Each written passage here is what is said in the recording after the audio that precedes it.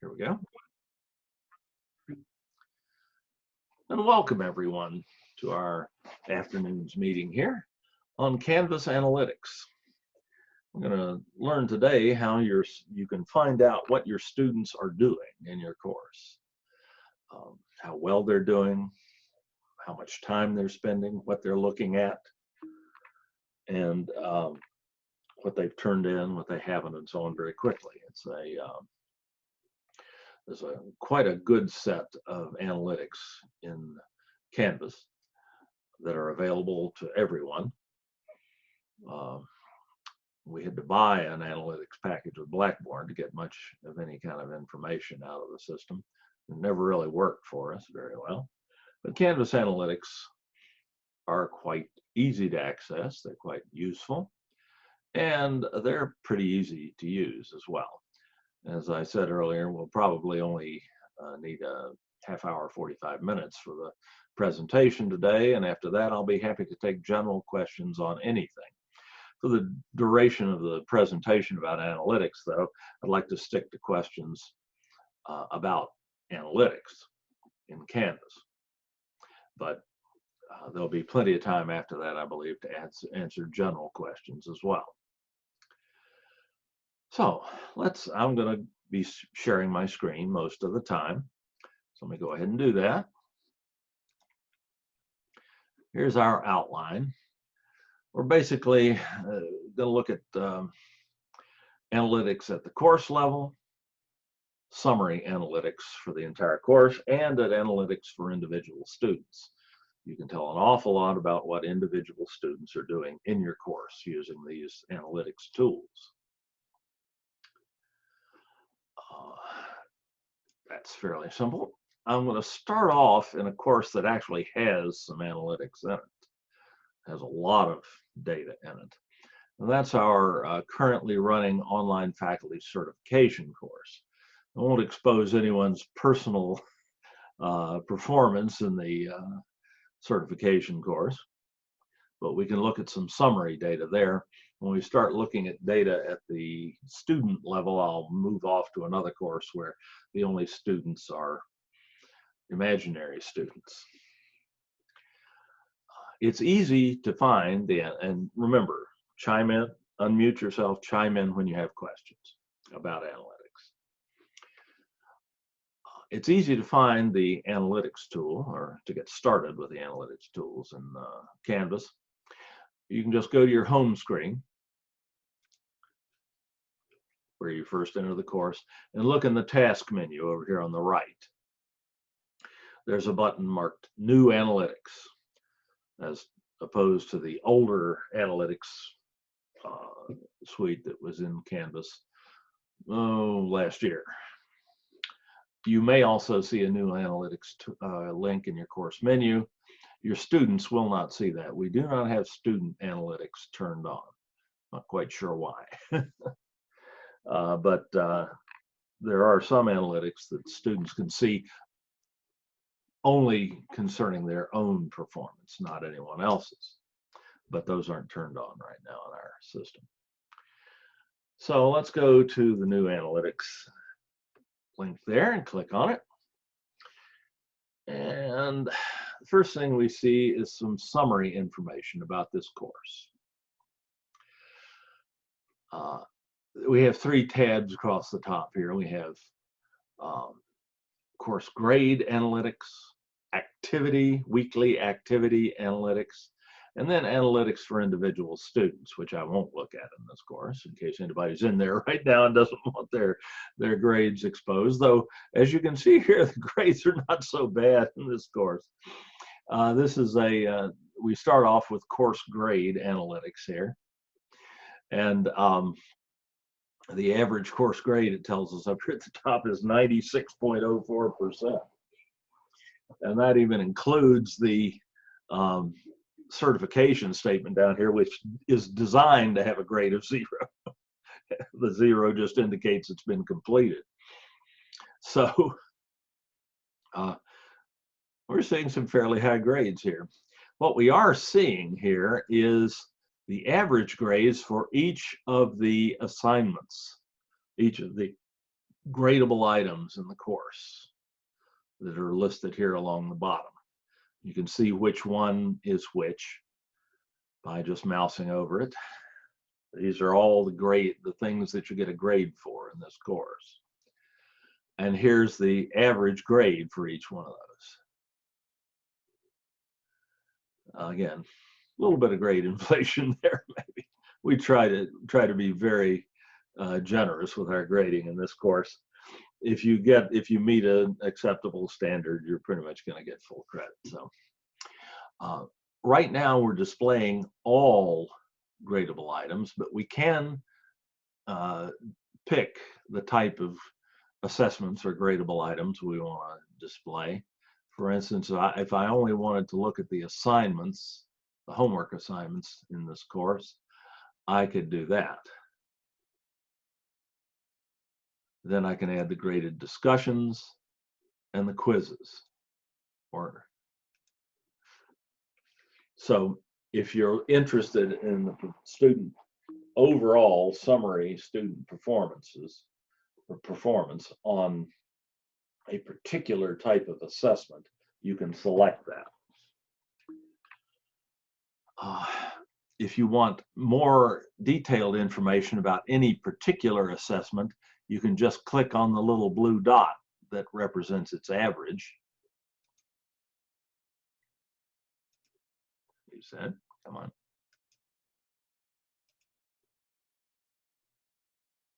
Uh-oh. Come on, Canvas.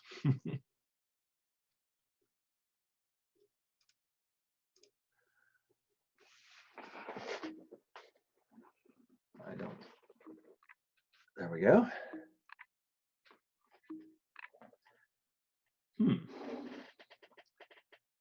Oh, I'm in the chat tool. There we go. All right, that's a little better. Let's try that again. Well, that's interesting. Canvas is locked. Oh, there we go, finally. Came up. Canvas is being a little slow here for some reason. Sorry about that. This was my Module 1 quiz, or the Module 1 quiz in this course. I can see for this quiz that the average grade is 97.3, and I can see the lows and highs as well. And I get a histogram, a bar chart down here showing the distribution of grades. So there's not very many that are low. The vast majority of grades on this quiz are perfect, 100%. 258 students got 100%. For only 44 did between 90 and 95, and 80 to 85 was 12 students. Apparently there was only one 60%, and it's too small a percentage to even show in the histogram, which is a little bit of a glitch, but what the heck.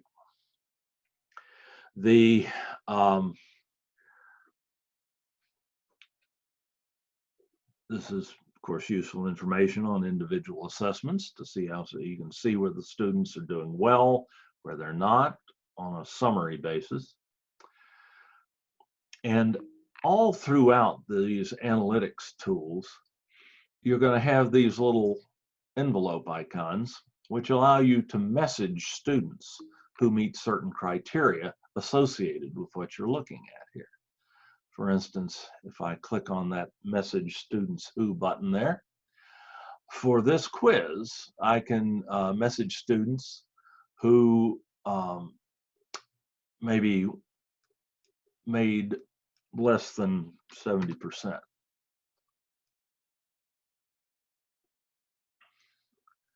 And I can enter a subject and a message and type it out, message of encouragement, concern, whatever. I don't have to go and look and see who those students were in order to send the message out. So I can really I can do interventions very easily using this data. I've always got just about everywhere you will see those those messaging tools. You can also message students who never did this or whose submissions are late. So who were, in this case, it was submitted, but it was after the due date. So you can express concern about that and so on. So, and these message tools have different criteria and different capabilities depending on where you are in the analytics, but they're all very useful in that regard, because the whole point here, of course, is to be able to intervene when you see students are not doing what they should, as well, of course, as being able to recognize good performance. But it's the critters, the folks who are liable to drop out of the course that you really want to get in touch with as quickly as possible. I can close that. Here's another one of those message student things for the summary data. This is for the overall grade. So I can message anybody whose overall grade is below a certain point or above a certain point in any range, or who have missing or late assignments. Same thing. So that's there all the time. You can also always get, anytime you have graphical representations of data like this, you'll find a menu button nearby that will allow you to turn that into the actual data in a table format.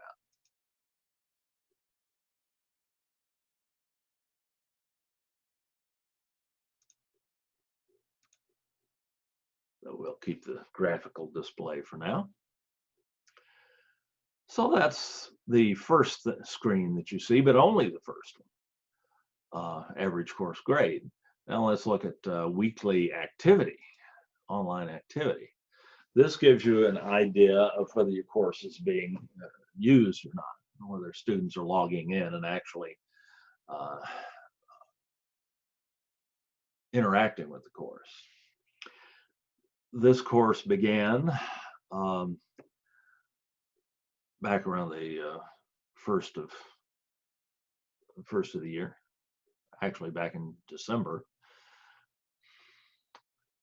But the activity has picked up dramatically lately. Wonder why that is. This is of course, our online trading course. This dotted line here indicates predicted future activity. That's not actual compiled and evaluated activity, because there's some time lag.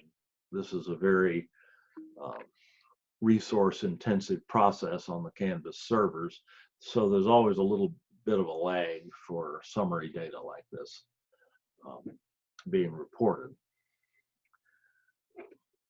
But before very long, the data here will be confirmed, and I suspect it will not drop as far as that, because we've still got a massive amount of activity in this course, because of course it's by no means official yet, but the scuttlebutt is that summer may be fully online. There'll only be online courses and fully online courses during the summer, not temporary remote instruction, but actual online courses. And anyone who wants to teach fully online has to go through this course. So we expect this activity level, in fact, to go up rather than down. Canvas doesn't know that. Okay. And please, if any time if I'm talking about something and it doesn't seem to be correlated with what you're seeing on your screen, let me know immediately. Sometimes things can lag in screen sharing in Zoom. Zoom is being used as heavily as Canvas is right now, of course. They went from, 4 months ago, they had 10 million subscribers. Now they have 300 million or something like that. over the course of just a few months. So let me know if any of this, what you're seeing doesn't correspond with what I'm doing. Again, these are page views here, people looking at things, and that's quite a bit higher than the participation rate, which is people actually doing things, not just looking at a document or reading something or viewing a video, but actually turning something in, posting something in a discussion forum, turning in an assignment, taking a quiz. Those are participations, so they're a little lower, but they're still way up over the last few weeks, as expected. Hello, Dave. Yes. Sorry. When I look at the same page as you are on my computer, if you go a little bit down, I can see, say, different assignments, say students 24, average view, and said participations twice as many. Well, that's for the assessments, you're looking at course grade. Right, okay. Okay, I'm in the weekly online activity tab right now. Okay, thank you. You bet. There we are. Okay. If we scroll down, so this is an overall summary level of activity. We'll see in a minute how to look at individual student activity. Though again, notice we've still got this message students who button here. We can look at that, and we can message students who viewed stuff, who didn't view stuff, who participated or who didn't participate. So again, you can intervene if you see individual students not attending, as it were. In the weekly online activity tab, we also see a list of all the resources in the course. And there are a potload of resources in this course. And by resources, we mean everything from individual images like this one to the course homepage. You expect a lot of page views there. Everybody going into the course sees that.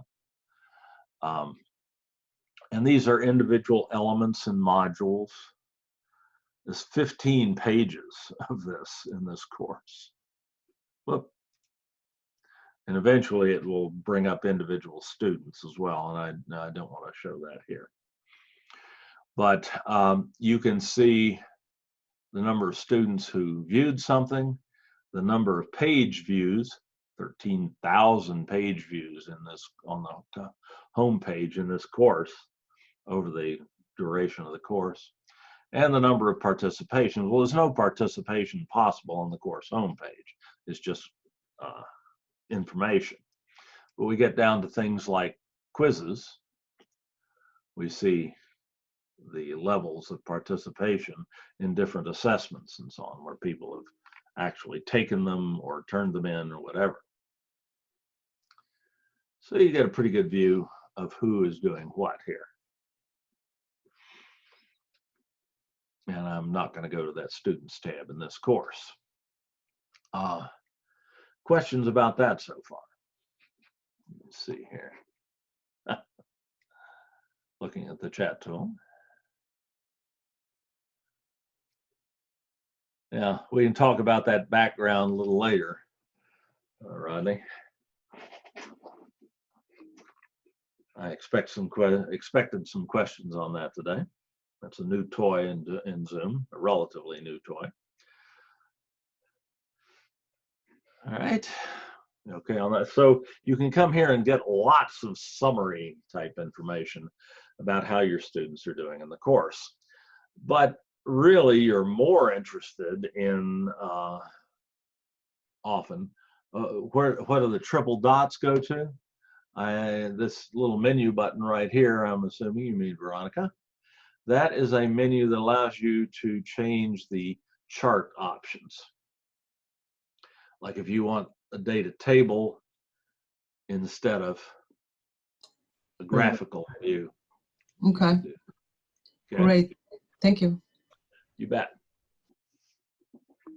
Oh, and you can also download this data off of each of these screens in a comma-separated file that can be imported into Excel or Google Sheets in any spreadsheet and further analyzed there. So you can do your own analysis, if you like, on the data that underlies this graph.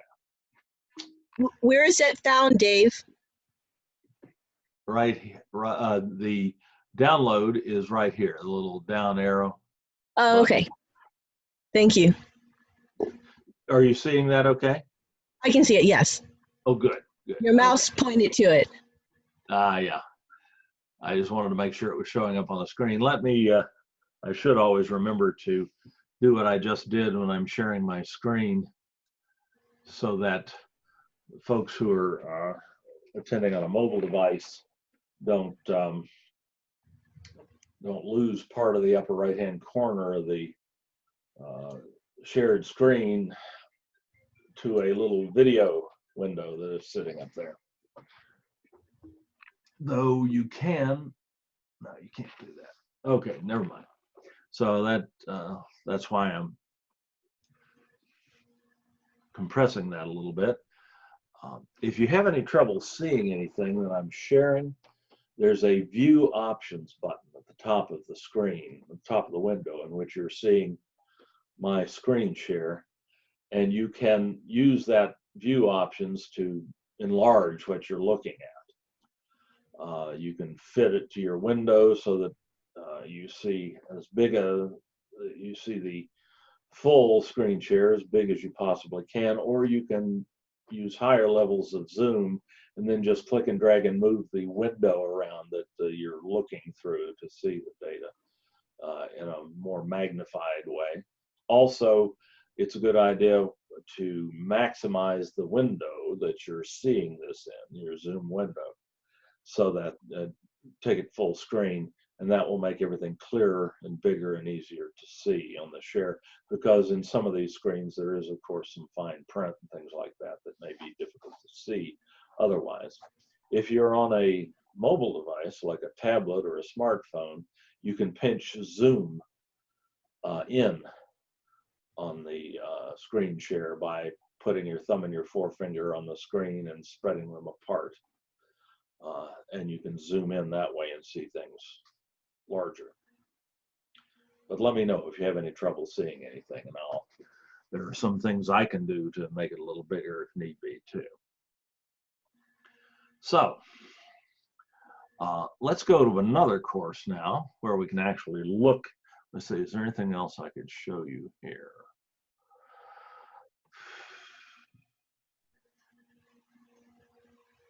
I could go to course statistics, show you where those are. If you go to your settings menu and your settings page in your course menu, click on that. There is a course statistics link in the task menu on the right side of your settings course details tab, the default settings page, which will give you some overall information about the course, showing you how much of different sorts of objects are in the course. Like there are 42 discussions in this course, and there have been 3,595 discussion posts in those discussions, 27 assignments, homework assignments. There are right now 697 active students in the course, which is why some of you may have had to wait some time for your grades in this course. Usually there are 2 people doing the grading. This course was designed for a scenario where there would be, since we've been offering this training for many years, the course is designed with the idea that there would just be a few new faculty each semester who would need to take the course. Now, of course, anybody who wants to teach online, which may be the only modality to teach online, or to teach until next fall anyway. Again, that's not official. I don't know if that will come to pass, but I'm sure you've heard the rumor, as I have. And so there's a huge demand for this course right now. We've never had anything like that many people in one session of the course. So they're doing their best to get that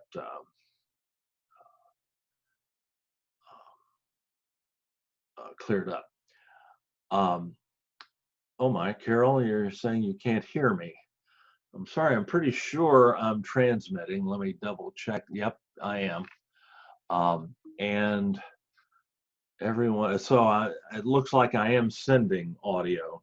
Be sure that you have, I would go and check your speakers and your microphone at the, just to the right of the little microphone icon in the Zoom menu at the bottom of your screen. There should be a little up caret, which is a menu option. And if you click on that, there's an option in that menu to test your microphone and speakers. You might have the wrong speakers selected or something. You might have some sound output option checked that doesn't actually exist or working on your computer. Or you could just have your volume control turned down all the way, either on the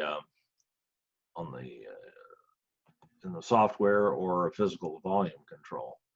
But I do believe that that I am sending audio out, or I'd have a lot more messages in the chat tool. Sorry about that. Is that what we should tell students too, Dave, when we have class? Because I had a problem with the student who her sound wasn't coming through. Hers wasn't coming through to you, or yours wasn't going through to her? Hers wasn't coming through to the entire class, and she had to give a speech. Oh, yeah, that, and there are a lot of things that might cause that. Most of them having to do with the local computer and the health of the microphone and the settings, the sound settings. That's why if somebody's contemplating doing a presentation during a class session, a student on Zoom, they should surely check their microphone and speakers first thing using that little test tool. Even if they're just, they can do that while they're just waiting for you to open up the meeting. They can click on your link or click on the button to enter your meeting in the Confer Zoom tool at any time, and Zoom will just tell them, well, the host is not in the meeting, they're waiting for the host to start, but there'll be a link to the testing tool that will test their speakers and their microphone. They can do that at any time, in other words. So if I were about to present, I'd make darn sure my microphone and speakers were working.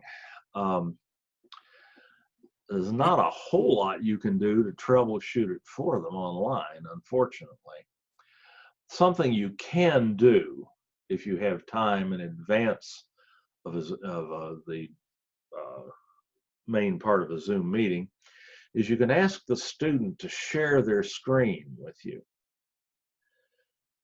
And when they do that, you have a tool at the top of the screen under View Options, which you will be, allows you to request remote control of their computer so that your keyboard and mouse control their computer. It works quite well in Zoom. It's indeed, Zoom can be used as a remote support tool in that way. And if the student allows you to do that, if you know a good deal about the sound settings on a Windows PC or a Mac, you can go in and take a look and help them. But that can be difficult, and it's not something you can really do in the middle of a meeting either. So it's important that the students check those things out before they enter the meeting. So that's about the best advice I can give you on that. Encourage them to do that. So we can So- take control just like the technical support people do. Yeah. Thank you. Look at the top of the screen. You'll see a little view options button. Yeah, I see it now. I didn't know what that was. Yeah, click on that and then click on request remote control. Okay. Oh, okay. And then I would hit request. Yeah, go ahead. Okay, I see that you, Kathy, are requesting remote control of my screen. Now click approve. And now, if you move your mouse, my hand's not on my mouse. If you move your Right. mouse, my mouse pointer should move. This is I'm moving the mouse now. So I would like look to see what their mic is doing and everything and check for video. Oh, okay. That would have helped so much today. It was so frustrating. The student was almost in tears. I said, no, don't worry. I'm not going to point you. I'll give you another chance. Okay. All right. I'm gonna grab control back then. Okay. That works pretty cool. Yeah. Yeah, that makes how do I give control back? You're back. I'm back. I have control now. Oh, okay. You can, as the person being controlled, you have a button at the top of the screen that you can click on to take it back at any time. So it's something that's only possible with the consent of the person's computer who's being controlled. No one can take control of your computer without your consent. Okay. So that's not something you have to worry about if somebody gets into your meeting and starts being disruptive. That's not one of the things they can do. All right. You bet. Under the course statistics, we can also see the usage report on the assignments. And here, this is Canvas's use of the word assignment, meaning assessment, any gradable item in the course.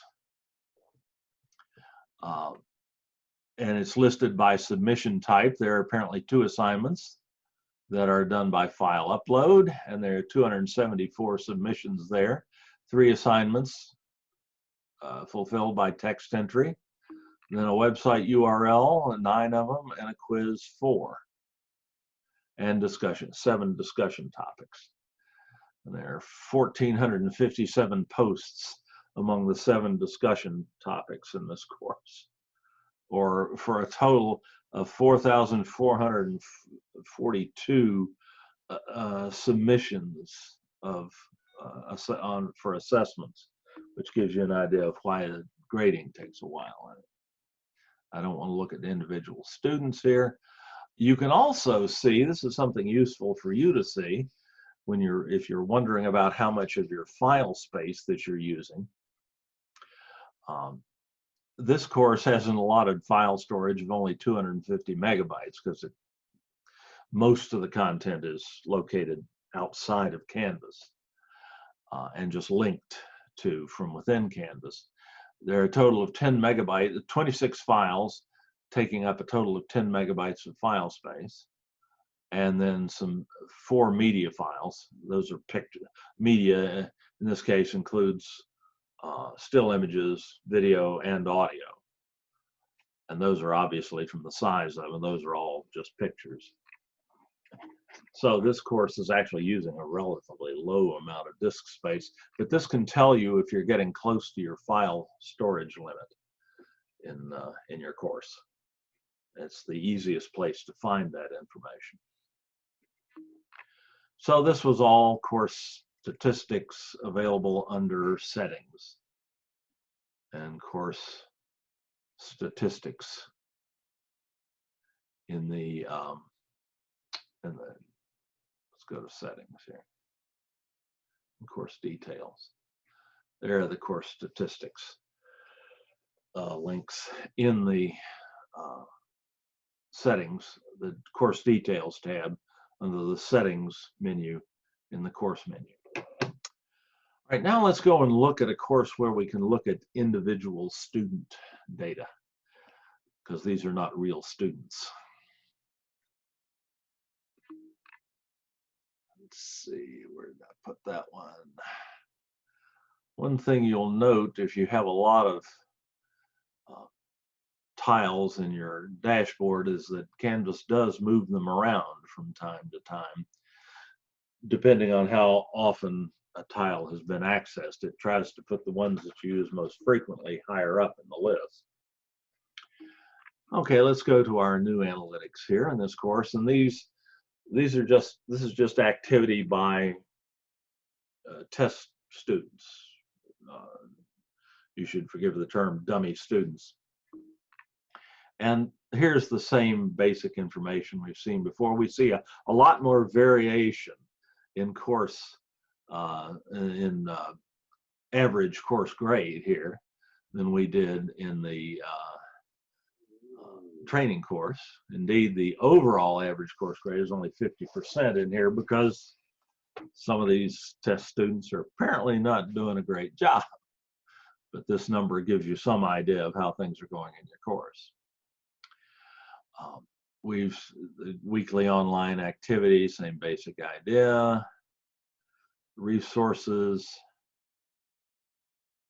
again, various things that can be viewed and clicked on in that course.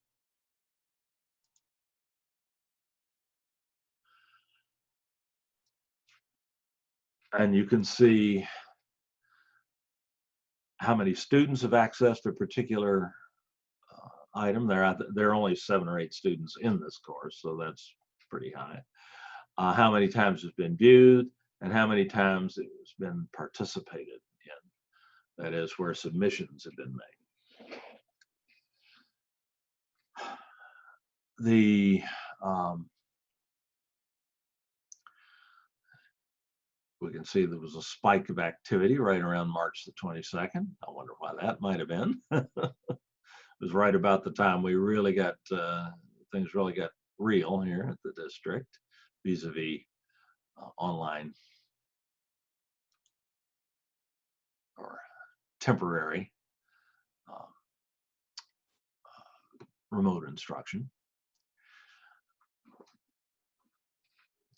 We can see on that day there were 2 pages viewed. 2 students viewed this page, 5 didn't. We can see now individualized information about each student. Let me go back and show you how we got here. I don't want to go back that far, sorry. We went to this peak right here. We see that information, then weekly online activity. Then I went to the activity peak here on 3/22, March 22nd. Clicked on that.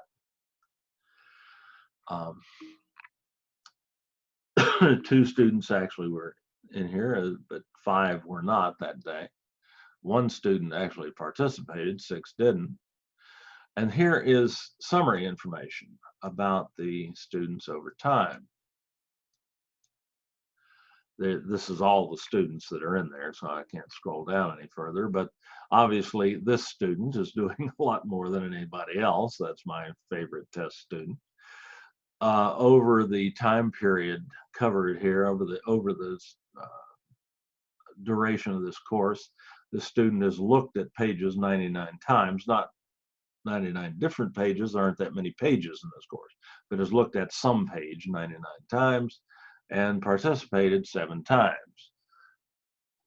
And then you can compare that to the other students who are much less active and get a reasonable comparison. You can do the same thing with resources here and see for this date what's happened.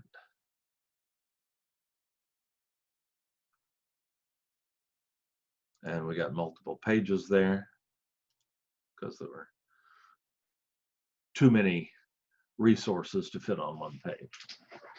So information about that particular time frame, that week, as it were. because we're in the weekly online activity. We can also go to individual student activity here by clicking on the Students tab. And we get a lot of interesting information about when the students participated, how often, and so on, broken down student by student. And this, again, is summary data over the entire duration of the course. Again, obviously, this test 1 student is the one that's done the most work. And you see their current running average grade. Fairly active, but not that successful.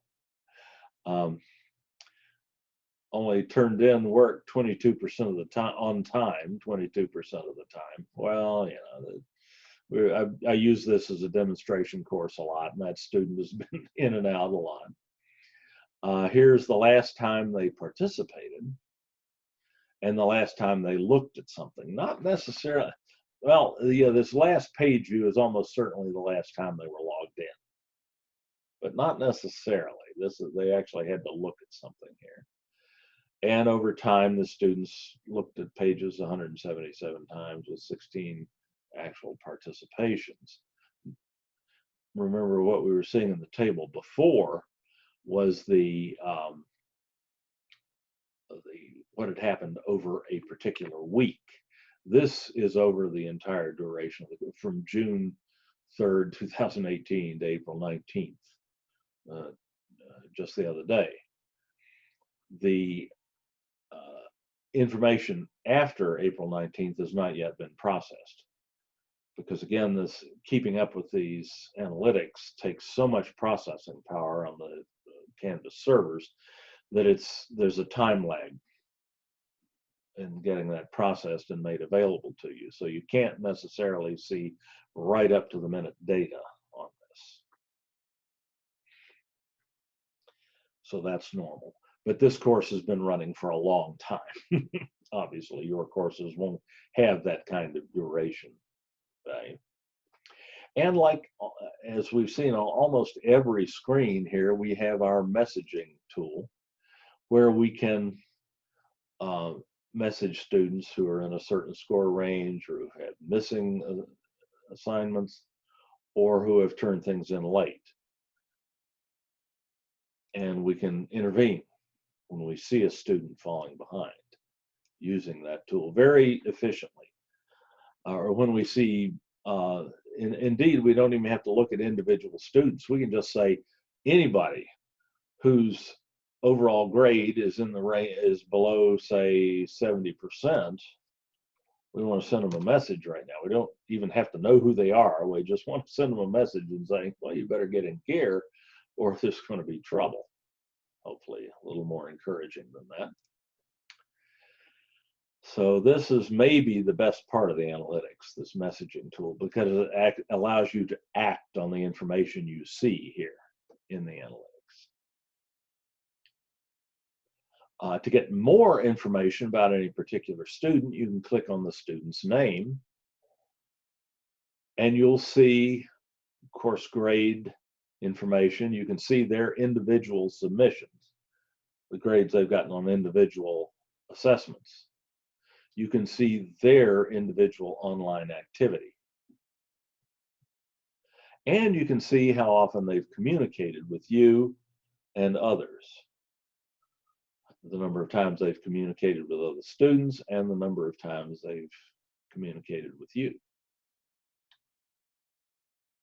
So, and you get a little histogram here that gives some indication of how that or shows that same information, gives you more detail about when those communications occurred. And then you can drop back to the course analytics.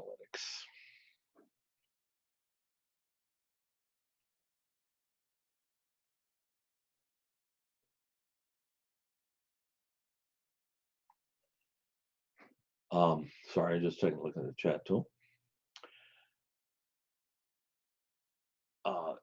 You can get even more information about individual students, however.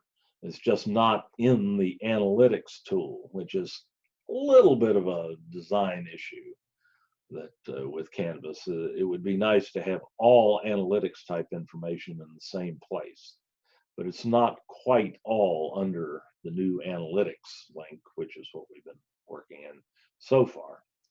To get more information about individual students in your class, you can go to your People tool in your course menu, your roster. And here are those folks.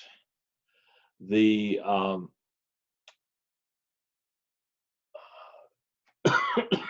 here, of course, you see things like the student's login ID, their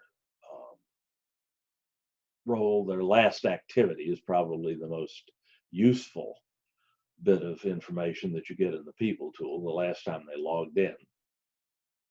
And interestingly enough, the total amount of time they spent logged into the course over a period, over the entire length of the course. Well, this test student 01's been in the course 6 hours and 18 minutes.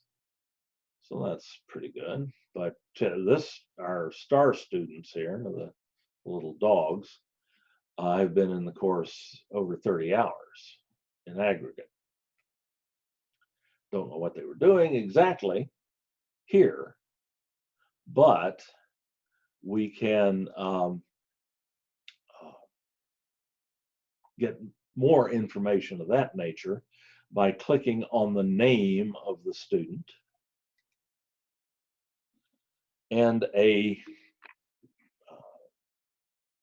panel comes in from the right. We can message this individual student from right here if we want to. But we can drill down even further, and this is where you just kind of have to follow the trail of breadcrumbs all the way to the bottom of the rabbit hole. How's that for a mixed metaphor? By clicking the name of the student in this panel that comes out. And here we go to the student's individual profile page in Canvas. You can see this, and they can see their own, but they can't. The students can't see each other's page of this nature. Shows you what all the students enrolled in, which might be useful information to you. But the critical things here are these two. You won't see user account details. That's an administrator function. And we could go back to new analytics, but we've already seen the individual analytics for this student in new analytics. But there are two reports here that you may find very interesting. One is the interactions report, which shows course by course for this student their activity report in different courses, including their final grade score and the last time they interacted with the course. You can, at this point, see the full student interaction report for a particular course by clicking on this link, but that's not really what we're looking at right now. So the interactions report is interesting, but the one that's really fascinating is the access report for the student. This probably has more information about what the student is doing in your course than anything else.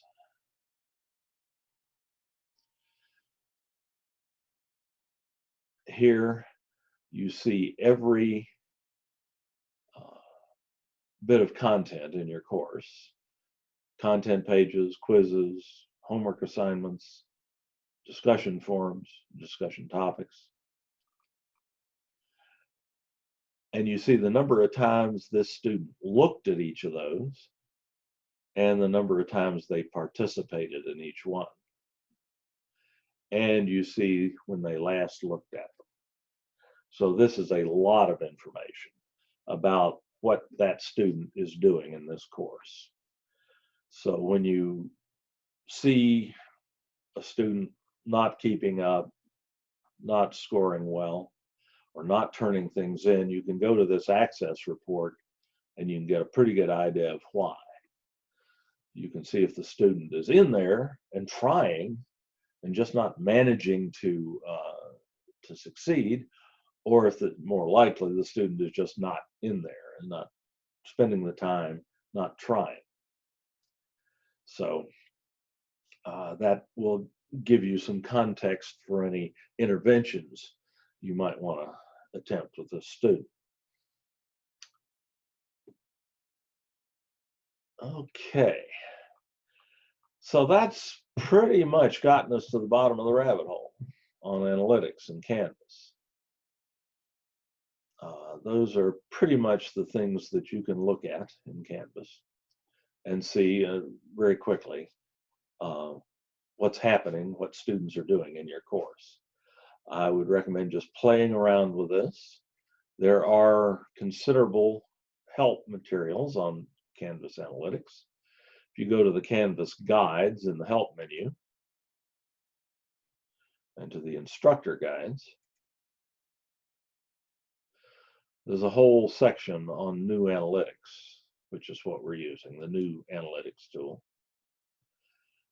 And here there are a dozen or so tutorials that cover specific aspects of analytics, and you can always go through there and figure out how to do something specific in the analytics tools.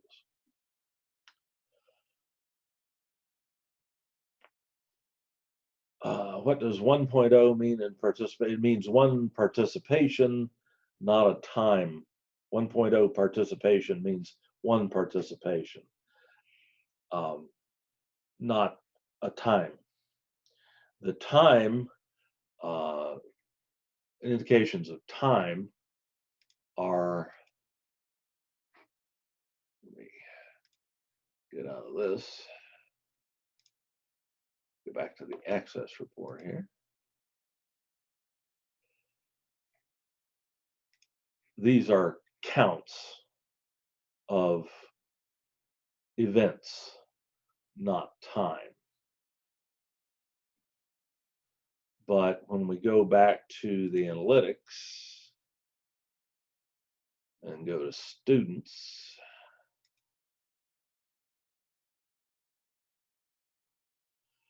and zero in on an individual student,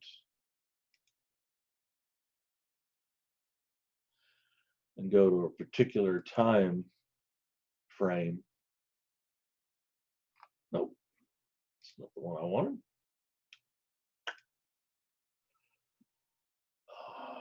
Let's see.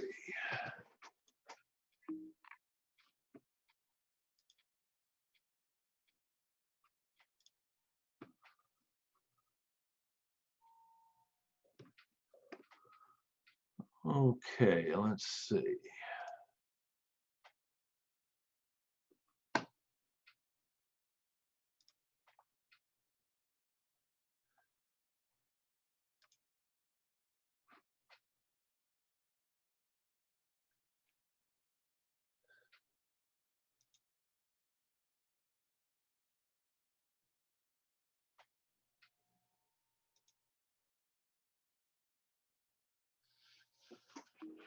I know there's a location in here, we just went past it, where you can see the total amount of time the student has spent in the course, but it escapes me right off the bat.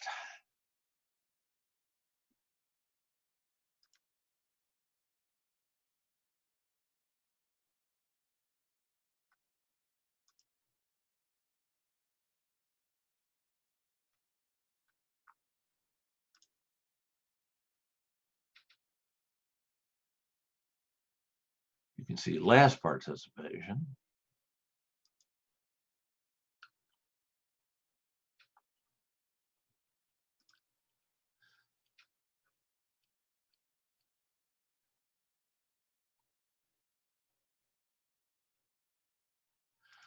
I'm going to have to go back and look for that later.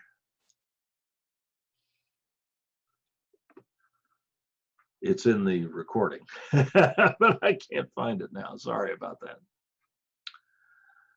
Good question, though. All right. Anything else related to analytics?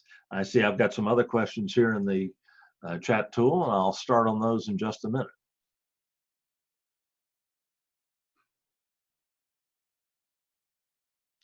Remember, you can unmute yourself if you need to.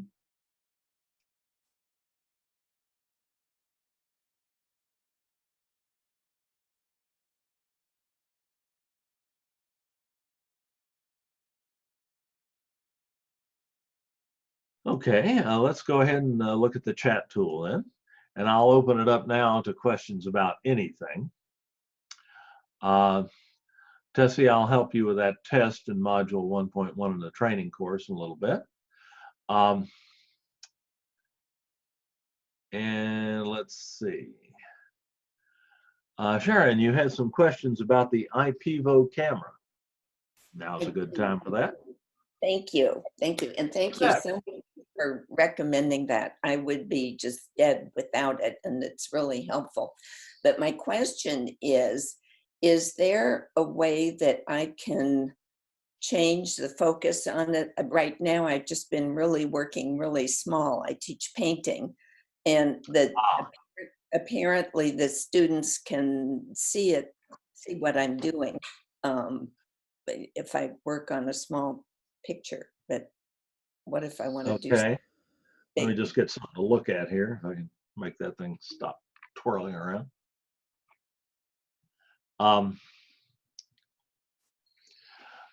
First off, focus. Yes, there's a focus button right here in the lower right for getting the image into focus. I will tell you that the software, sometimes when Zoom is running and I click on this button, if I haven't been using this app for a while, it may close. Let's see if that happens here.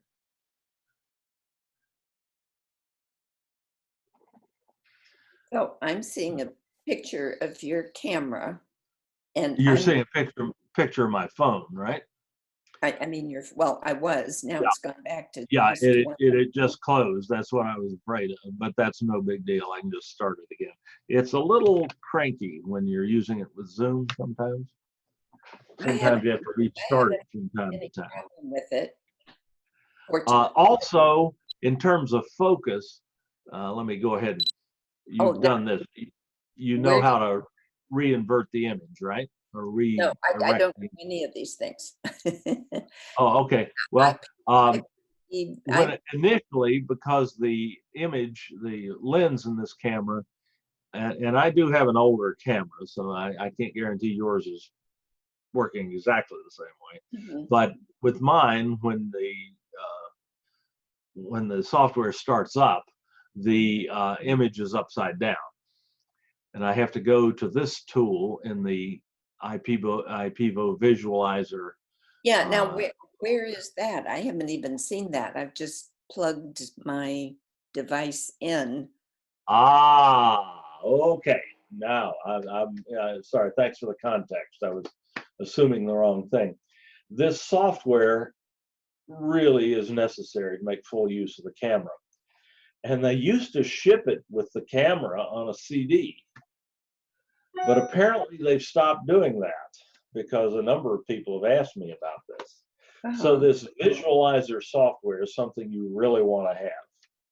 Because when you do that, when you have that, you can utilize the camera simply by sharing your computer screen in Zoom and then bringing up this visualizer software, which shows what the camera is seeing and can be maximized. You get much better performance this way than just using the IPVO camera as another camera in Zoom.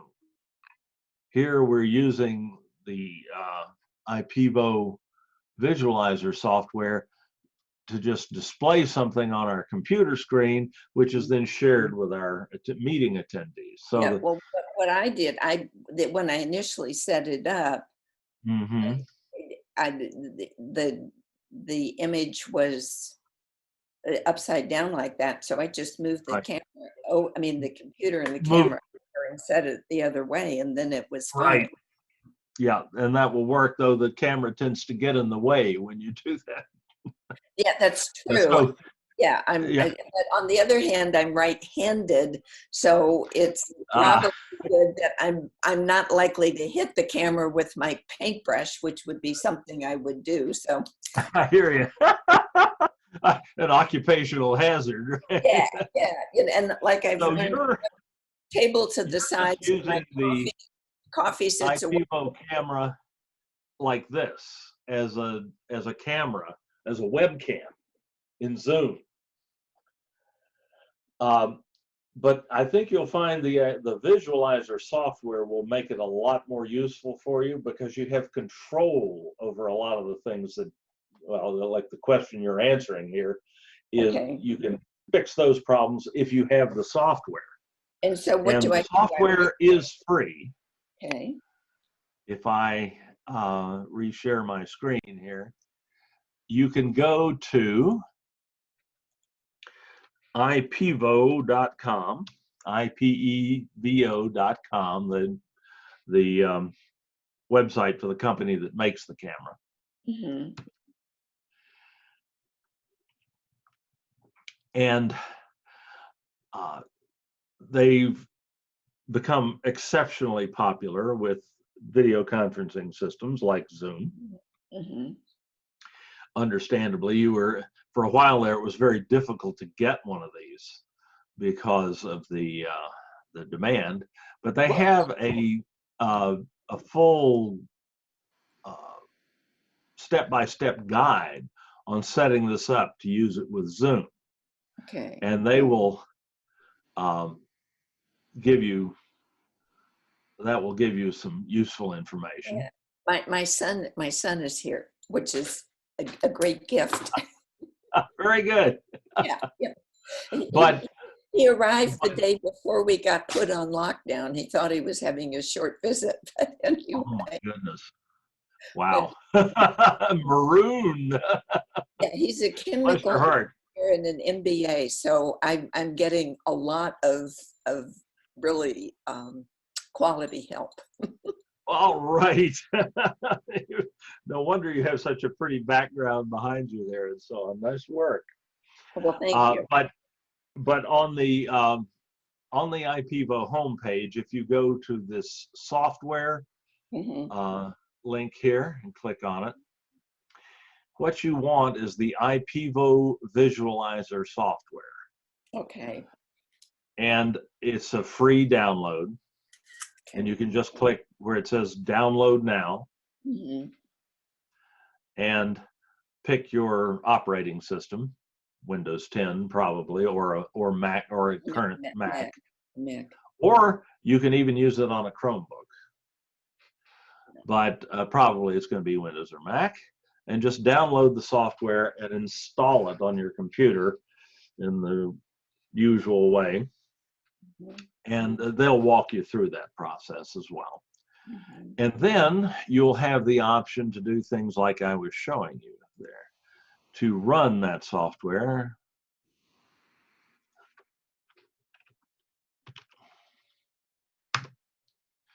And that brings up a window on your computer, which shows what your camera is seeing.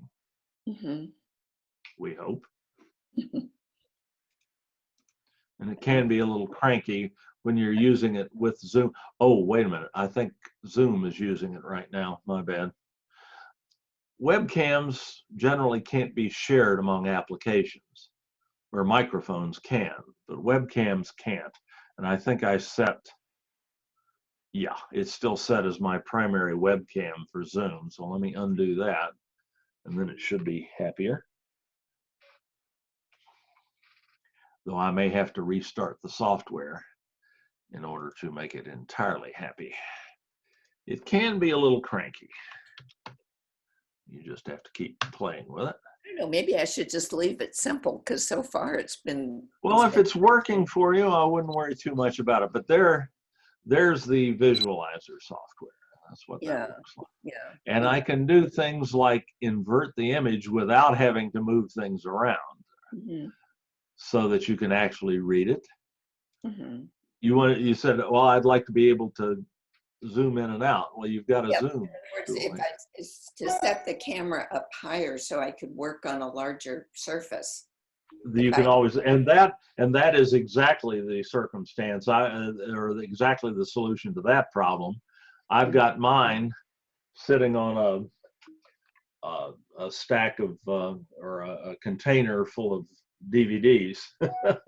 Just gets it right about the right. Mine's on yoga blocks. They work very well. There you go. And of course, you can always focus it using this button right here. When you're zoomed in, of course, the focus is a little more critical. Now, is there a focus on the camera itself or no? There is a focus on the camera itself. It's a little button. On mine, the label on the button is an interrupted square with a round dot in the center of it. A square with a dot in the center of it. And you can just press that button and the camera will focus also. This software gives you, so you've got zoom capability, you can change the resolution, you can make the image sharper. So you'll have to refocus when you do that. Your camera has much higher resolution capability than mine. I've had mine for about 7 or 8 years.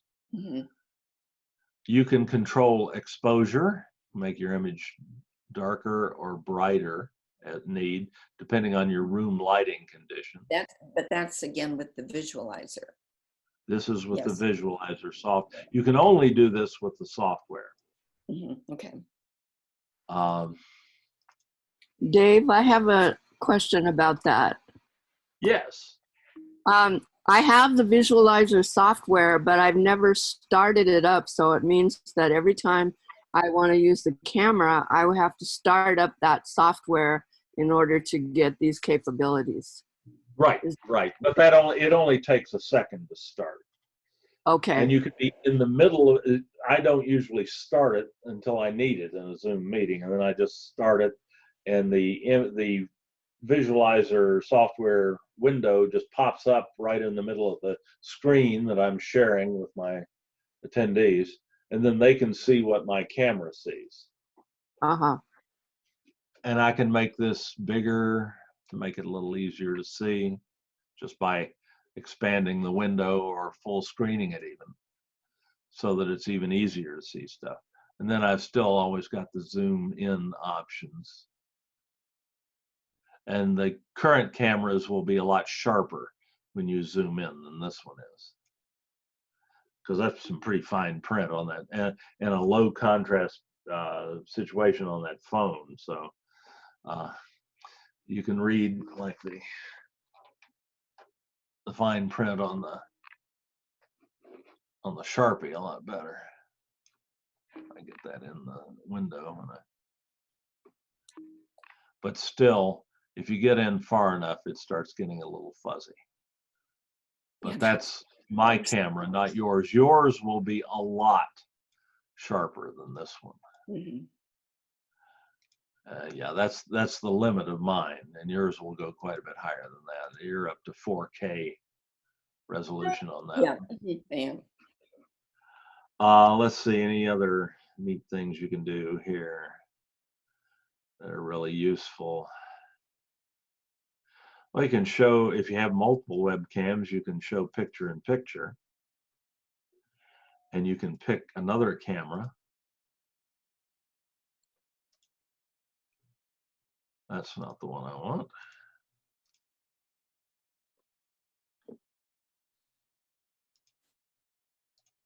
In fact, I'm finding using it in olden days, artists would use a reducing glass to look at their painting. And I'm Right. finding that now I can look on the screen and it kind of has the same effect. Or I still don't have the pro account, so I basically just take a photo with my camera from time to time and then send my students what I call an instant replay, and using which is not terribly instant always, but they didn't get it before the class. That's cool. But I find that that even just photographing your painting, your drawing is really kind of the same thing as looking through the reducing glass. So. Gotcha. Yeah, it seems so simple now that we just have to think back a few years when we didn't carry a high resolution camera around in our pockets or our purses with us every day. It's amazing how many options those smartphones provide us. Yeah. We just kind of take for granted now. That's cool. Anyway, that's the IPvo visualizer software, and that's how you can obtain it. Okay. So that will work. It's totally free because it's useless unless you have an IPvo camera, which you do. Yeah. So that's probably worth having. If I can just figure out the focus on the camera, that probably will be sufficient to meet my needs. But I'm glad to. You do what works for you, and don't waste time on things that you don't need to worry about. I hear you. Okay, I've got some more messages in the chat tool as well.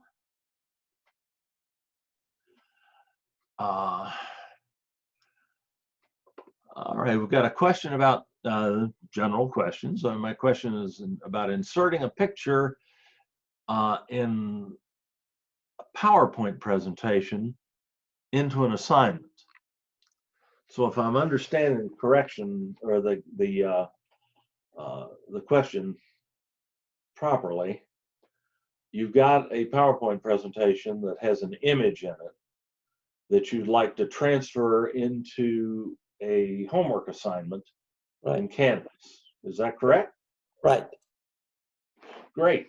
All right, let's try that. Let me see if I can find a PowerPoint presentation here that will allow us to try that.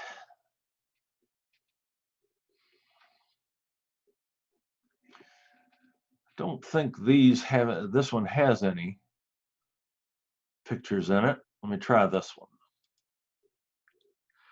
It's one that somebody sent me probably to look at for some reason. That's a big one. It's bound to have some photos or some images in it. It's taken this long to open. Yeah. All right. Let's see if right there we go. Oh, Heroes Engine. That's the first recorded instance of a steam engine by the Greek natural philosopher Hero. I think he was actually lived in Egypt, if I remember correctly, under the Ptolemies.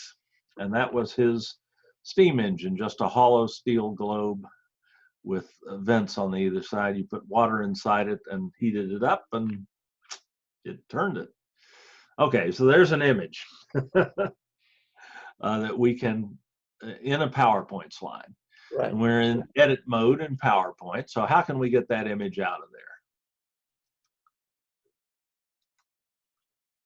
All right. If I click on that image, and I have to think about this too, because I don't play with PowerPoint very often. If I right click, there we go. That's what I was looking for. So if I right click or on the Mac control click on this image in the PowerPoint slide, I get an option to save it as a picture. If I take that option, I can save that to whatever folder I wish on my hard drive. as an image. This happens to be a PNG, a program network graphic, which is a good compatible image type for just about any application. So I'm just going to call this Hero and save it. Now I have that image on my local hard drive. I'm done with PowerPoint for the moment. I can go to a Canvas course. Got a sandbox course here I'll use for this. And I can just drop this into. And I can make an assignment in a module in Canvas by clicking the Add Item button for the module. In this case, I'll just put it in this first module here. It doesn't really matter in this case. But you would put it in a module that corresponded to the context of the assignment. And I'll select, you specifically says you wanted to put it in an assignment. So I take that to mean a homework assignment. So I can select assignment as the thing to add to this module. And it's a new assignment. I'm creating it from scratch. So I'll click on the new assignment button there and give it a name. I'll call it Heroes Machine. And I'll add the item to the module. It appears at the bottom of the module. I like to create assignments in modules, like in the modules tool like this, rather than going to the assignments link in the course menu and creating it there. Because when I finish this process, not only do I have the assignment created, but I also have a link to it in the module where it should go. So I'm killing two birds with one stone quite effectively here. Okay. But so far, that is an empty, a blank assignment. There's nothing in there. Was there a question? No, I'm listening. Okay. So now I'm going to, I have this empty blank assignment, which I'll have to edit in order to do something about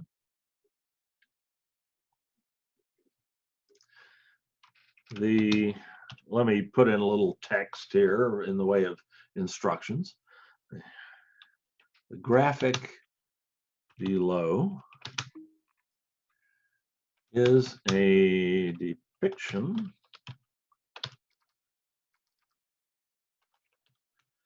of Heroes Machine. And this might be an appropriate question in a course on, say, the history of technology or the history of science, or just a general course in Western civilization for that matter, just to give some context. Hers machine, no, Heroes Machine. Another vowel, by a vowel there. Okay. Who was Hero? When did he live? What contributions did he make to natural philosophy, which is what the Greeks called science?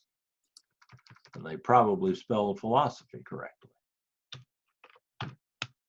I am not a worthy descendant. Okay. Now, in order to put that picture in here, I'll use the Embed Image tool. Okay.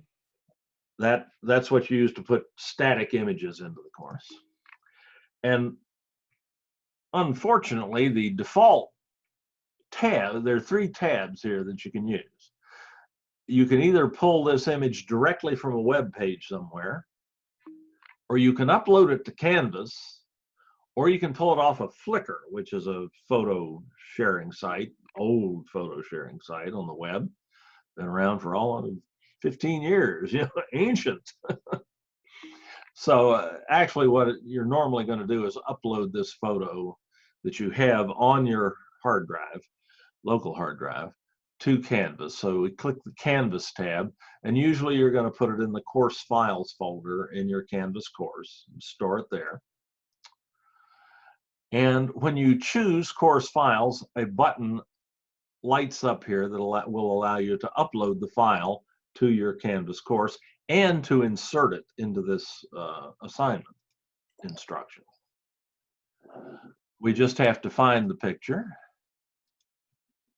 You can just type the first few letters of the name of it, if I remember it, or I can just sort through here too. So I just lost it by doing that. So let me sort through in alphabetical order. There it is. Select it, click open, and that immediately uploads it to your course files in Canvas. You want to provide some alt text for blind students. You're using screen readers.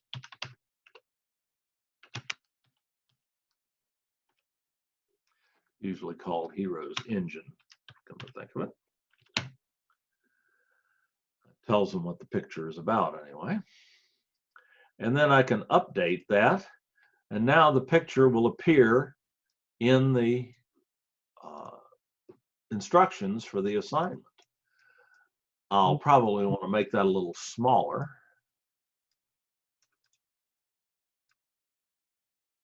So that's how that works. Great, thank you much. Does that answer your question? Yeah, because I teach anatomy and I want to put some pictures. Oh boy, yeah. Unlabeled and ask them to label it. Indeed. So thank you very much. I appreciate it. You bet. Good question.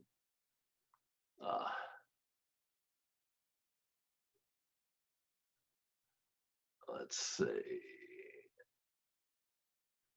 My background is my painting. Oh, that's cool, Sharon. That is really clever. Kathy, I have a question about matching questions and quizzes and about the development shell. Let's deal with the matching questions first. What's the question, Kathy? You're muted. Okay. All righty. All right. I hear so you.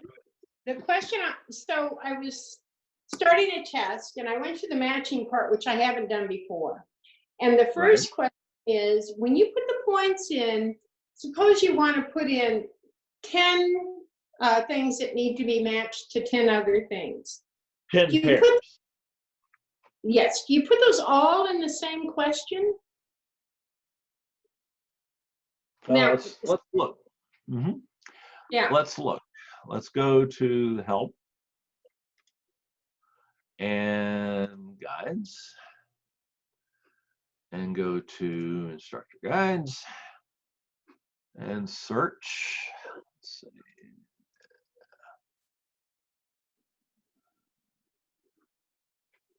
You want to go to quizzes. Let's see.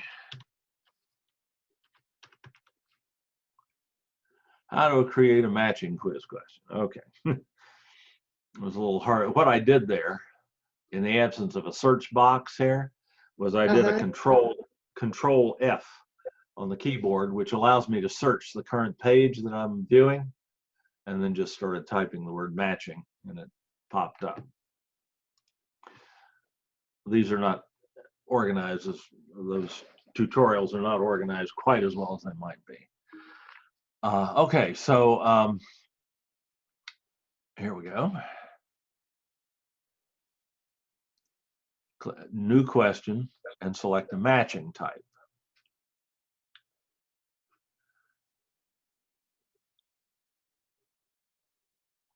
All right, so now you enter the number of points. Right. If you say you had 10 pairs to match. Right. And you want certainly, points go each. ahead.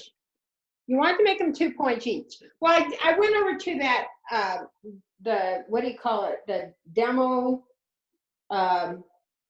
sandbox we have where we can work in it, and Right. it's regular. Okay, so I did one in there. So I put that it was worth 6 points, and I put three question answers in the Three same pairs. one. 3 pairs.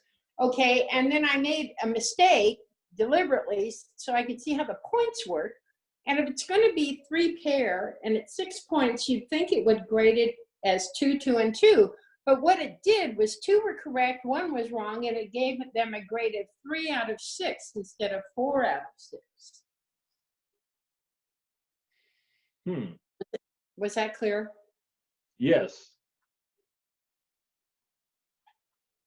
Let's see. So the question is, do they divide the number of points by the number of questions?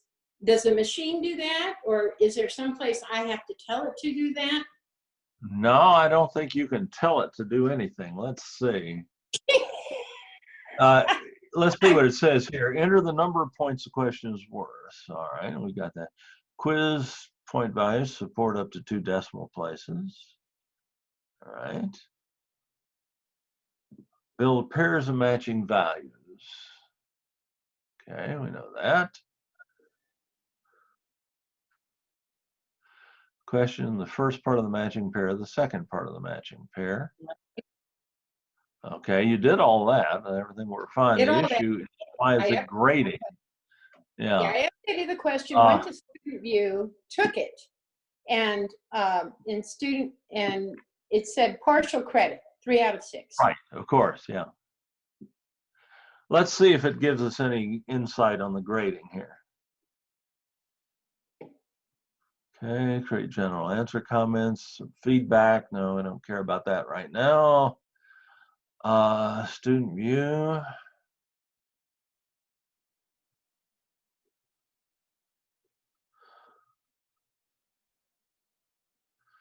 And this is exactly what you'd expect. They get the question was worth 1 point. And they got 2 right and 1 wrong. So they got 2/3 of the value of the question, which is 0.67 points. Right. So that's what I'd expect too. So in your case, I would have expected if you 4 out of missed 6.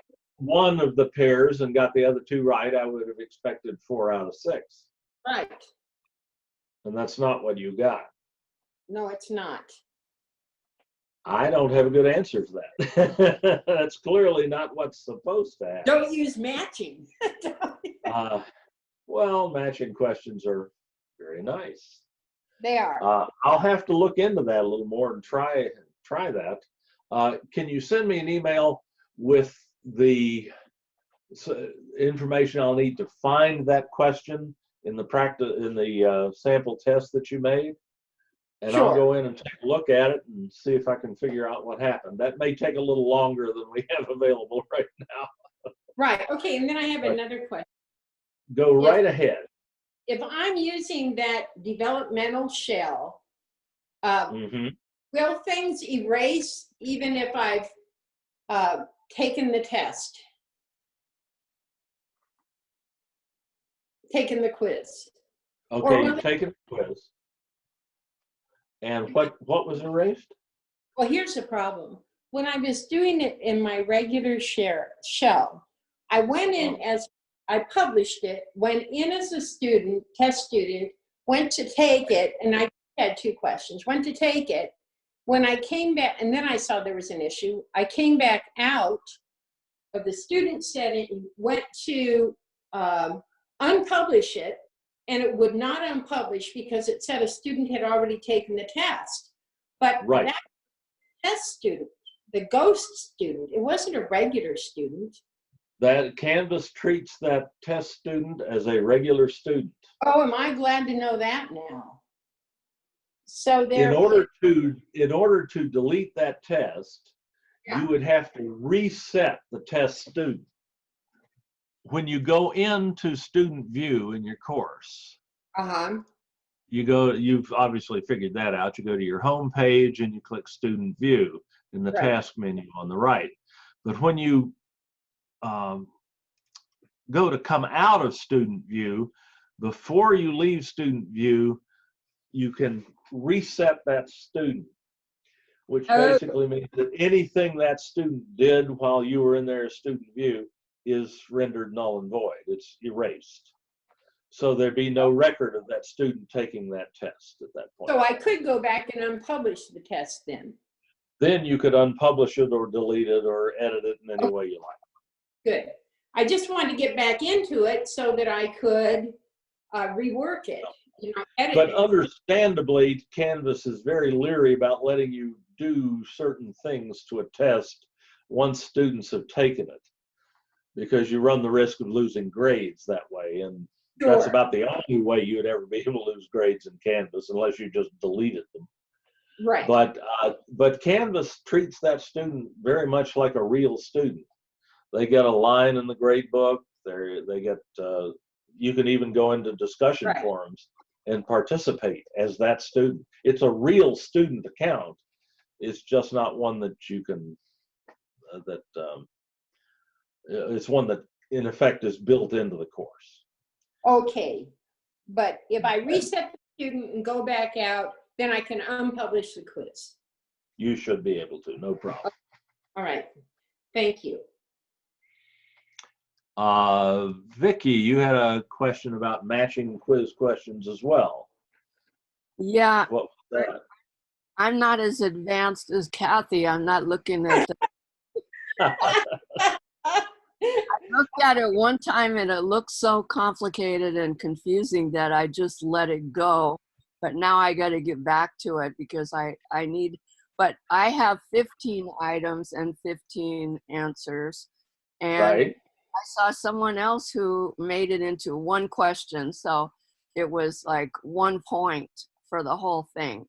I mean, it doesn't matter about the points. I don't care about the points, but when I look Yes, at the well, typically that's what you do. You'd have one question with multiple pairs of things to match.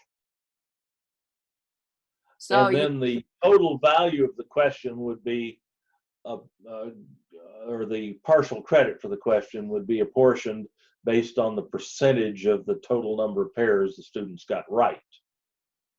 so that means we were I have saying. the 15 answers in every time I put a new question in? Well, for a matching question, yeah. If you had 15 pairs, it would be one question with one, just the question would, text would basically just be match the following with one another appropriately.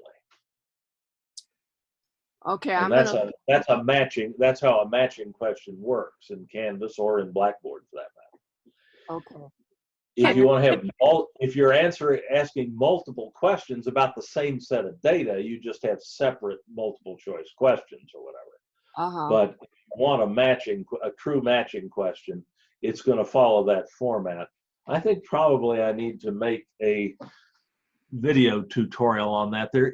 You saw that page I had up, right, with the Canvas guide? Yes. On the matching question? Yes. And that one you can go and look at. Right. It was, again, I found that under quizzes, not new quizzes. Don't ever go into that right now. Oh God, that'll confuse the living daylights out of you. And matching question was somewhere here.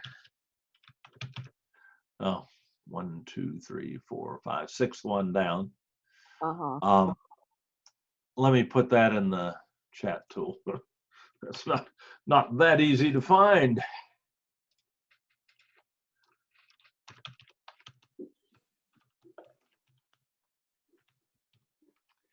Okay, that link's in the chat tool. And I'd read through this. I don't think there is a matching question video in the video guides for Canvas. I don't recall seeing one in there, but let's see if there's something online.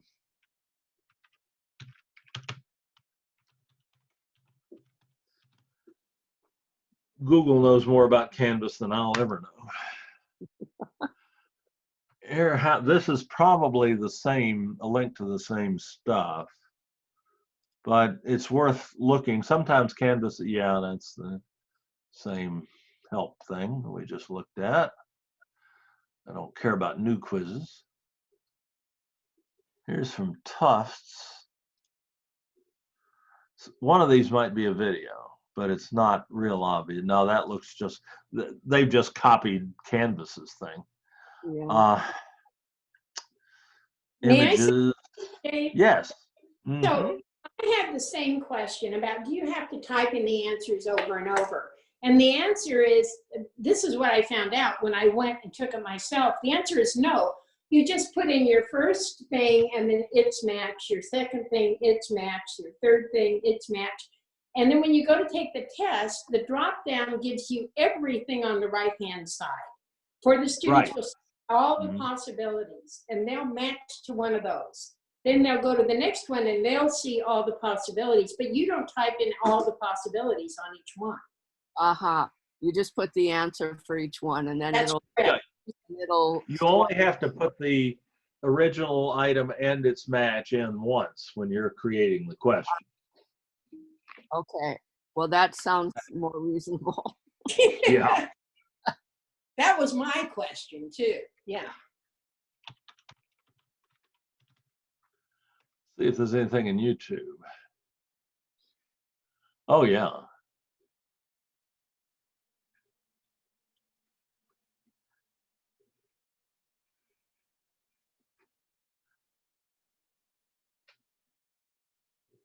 Yeah, there's just, oh my God, there's one of mine. I don't usually see those come up on YouTube. YouTube search. But yeah, there are some YouTube videos that may help as well.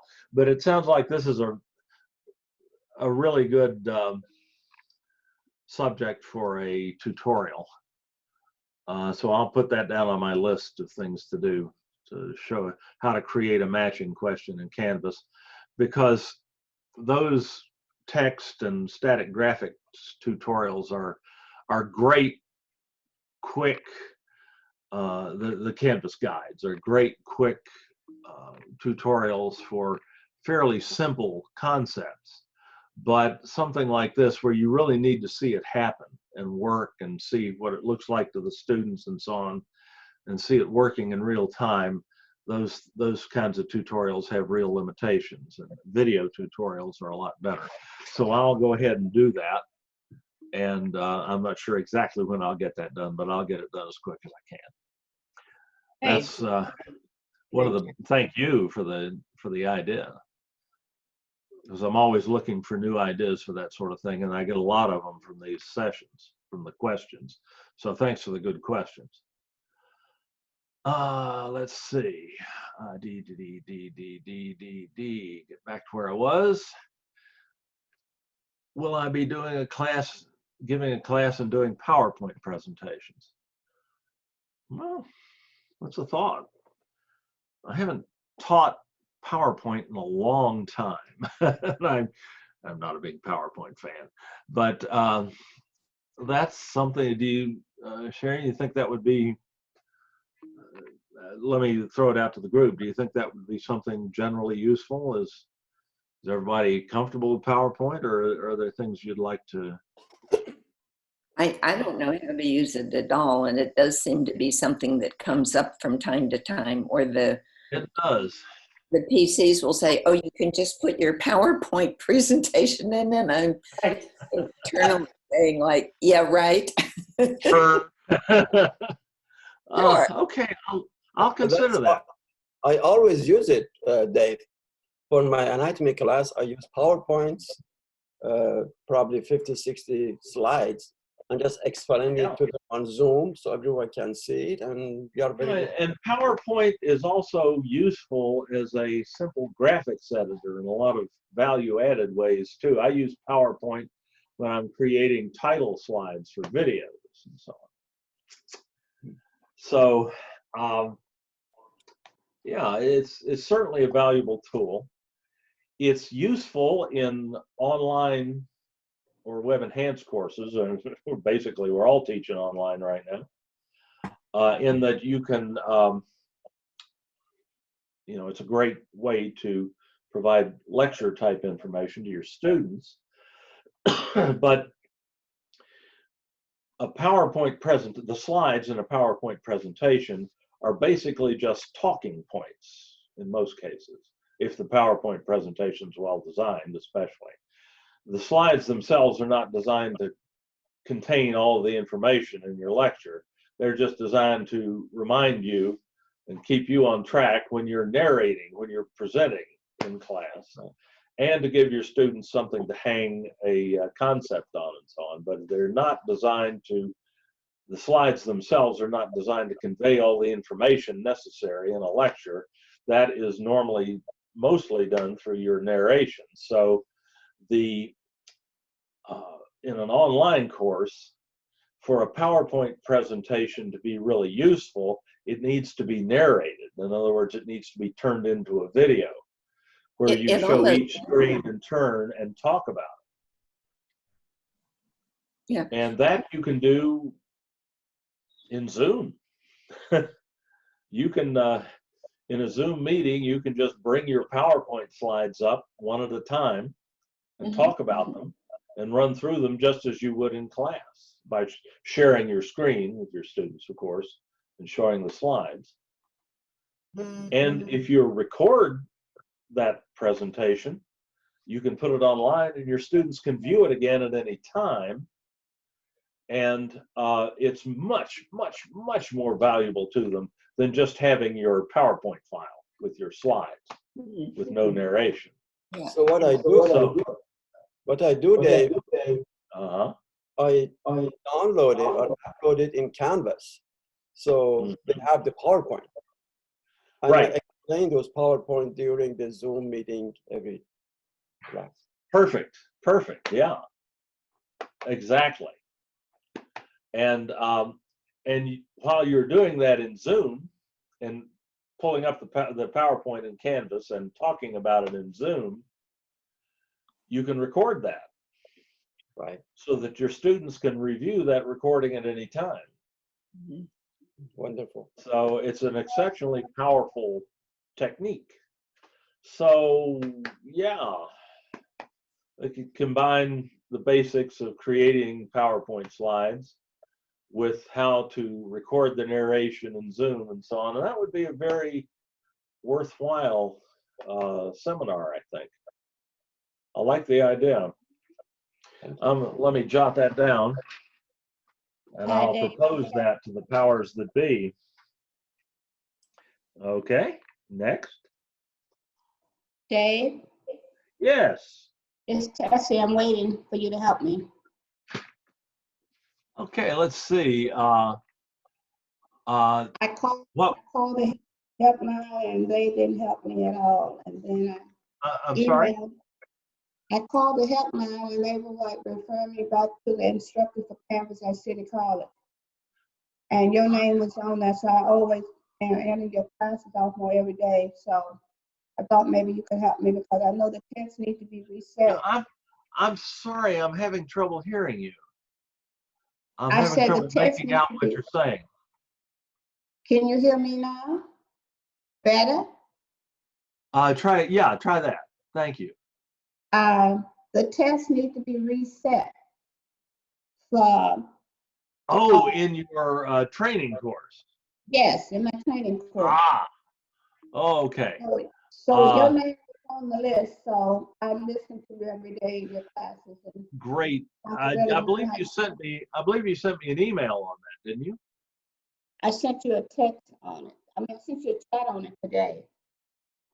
Oh, it's on here. Okay, good. I'll have this. I will do that when I get done here today. I'll go in and reset that for you.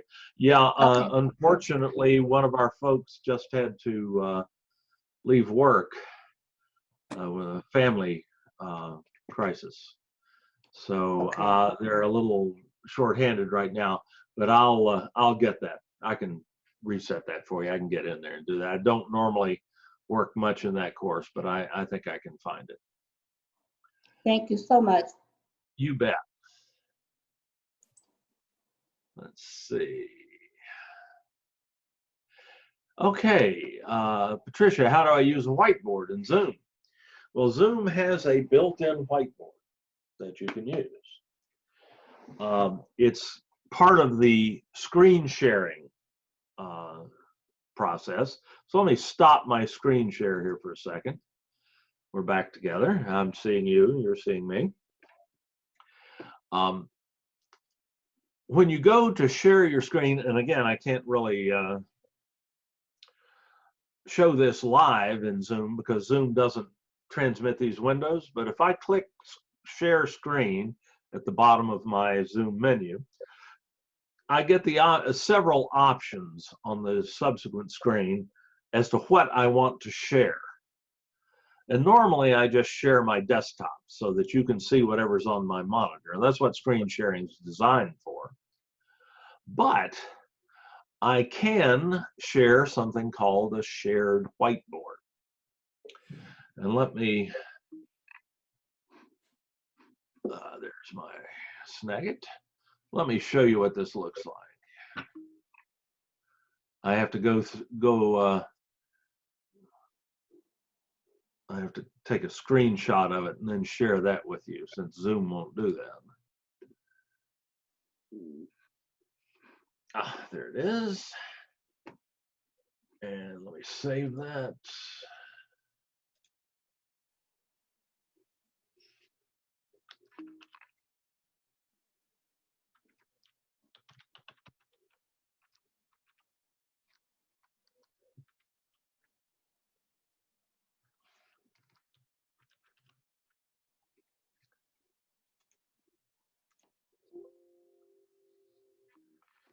Okay, now let me pull that up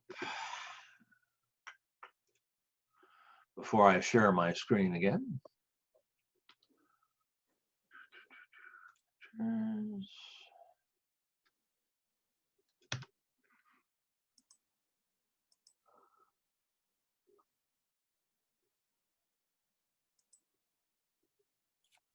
So I've got a lot of Zoom images here. There it is. Okay. Waiting on it to come up here. Okay, now let me share my screen. Right after I click the share screen button, this is what I see. And the default is to share my entire screen, my desktop, as it were. And that's what you, 99% of the time, that's what you want to do, because people will then be able to see anything that you bring up on your computer screen. But another option is to share the whiteboard, the Zoom whiteboard. So let me get this picture of that out of the way and actually go and do that. And select the whiteboard, he said. Come on, there it is. And select that whiteboard and click share. So a blank white rectangle comes up. Where did you find it? Where did you find the select whiteboard? It is when I click the share button in the Zoom menu, this image comes up. And the whiteboard is right there. Let's see.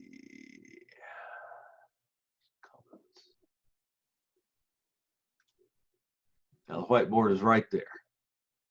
And you just click on that and then click share.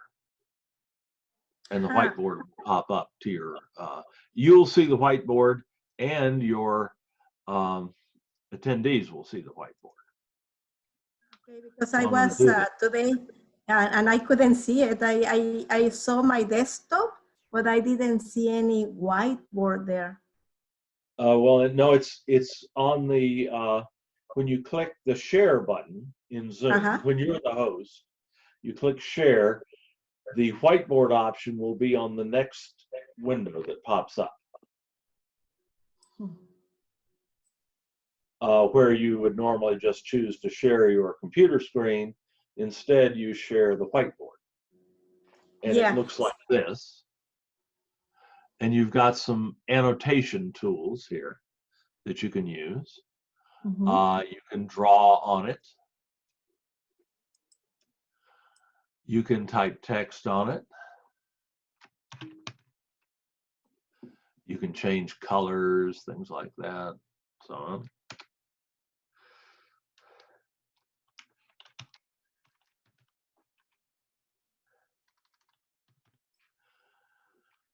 And so on. You can, under drawing, you can draw not just lines, but also arrows. I think you're seeing this. No, you're not seeing my annotation tools, darn it. You are seeing what I'm doing, but you don't see me actually using the tools because Zoom doesn't send that. So you'll just have to play with that yourself. You can erase things. So the real limitation to the Zoom whiteboard or any whiteboard application like this is a fairly common sort of thing to see in various tools. What is the select button? I'm sorry? What is the select button for? The one that looks like a compass? With the four arrowheads? Yeah. You can select an area of the screen and then move it around. Okay. Good question. Dave, is there any way to put this whiteboard in the chat, in the wait room while the students are waiting to enter the Zoom? Interesting.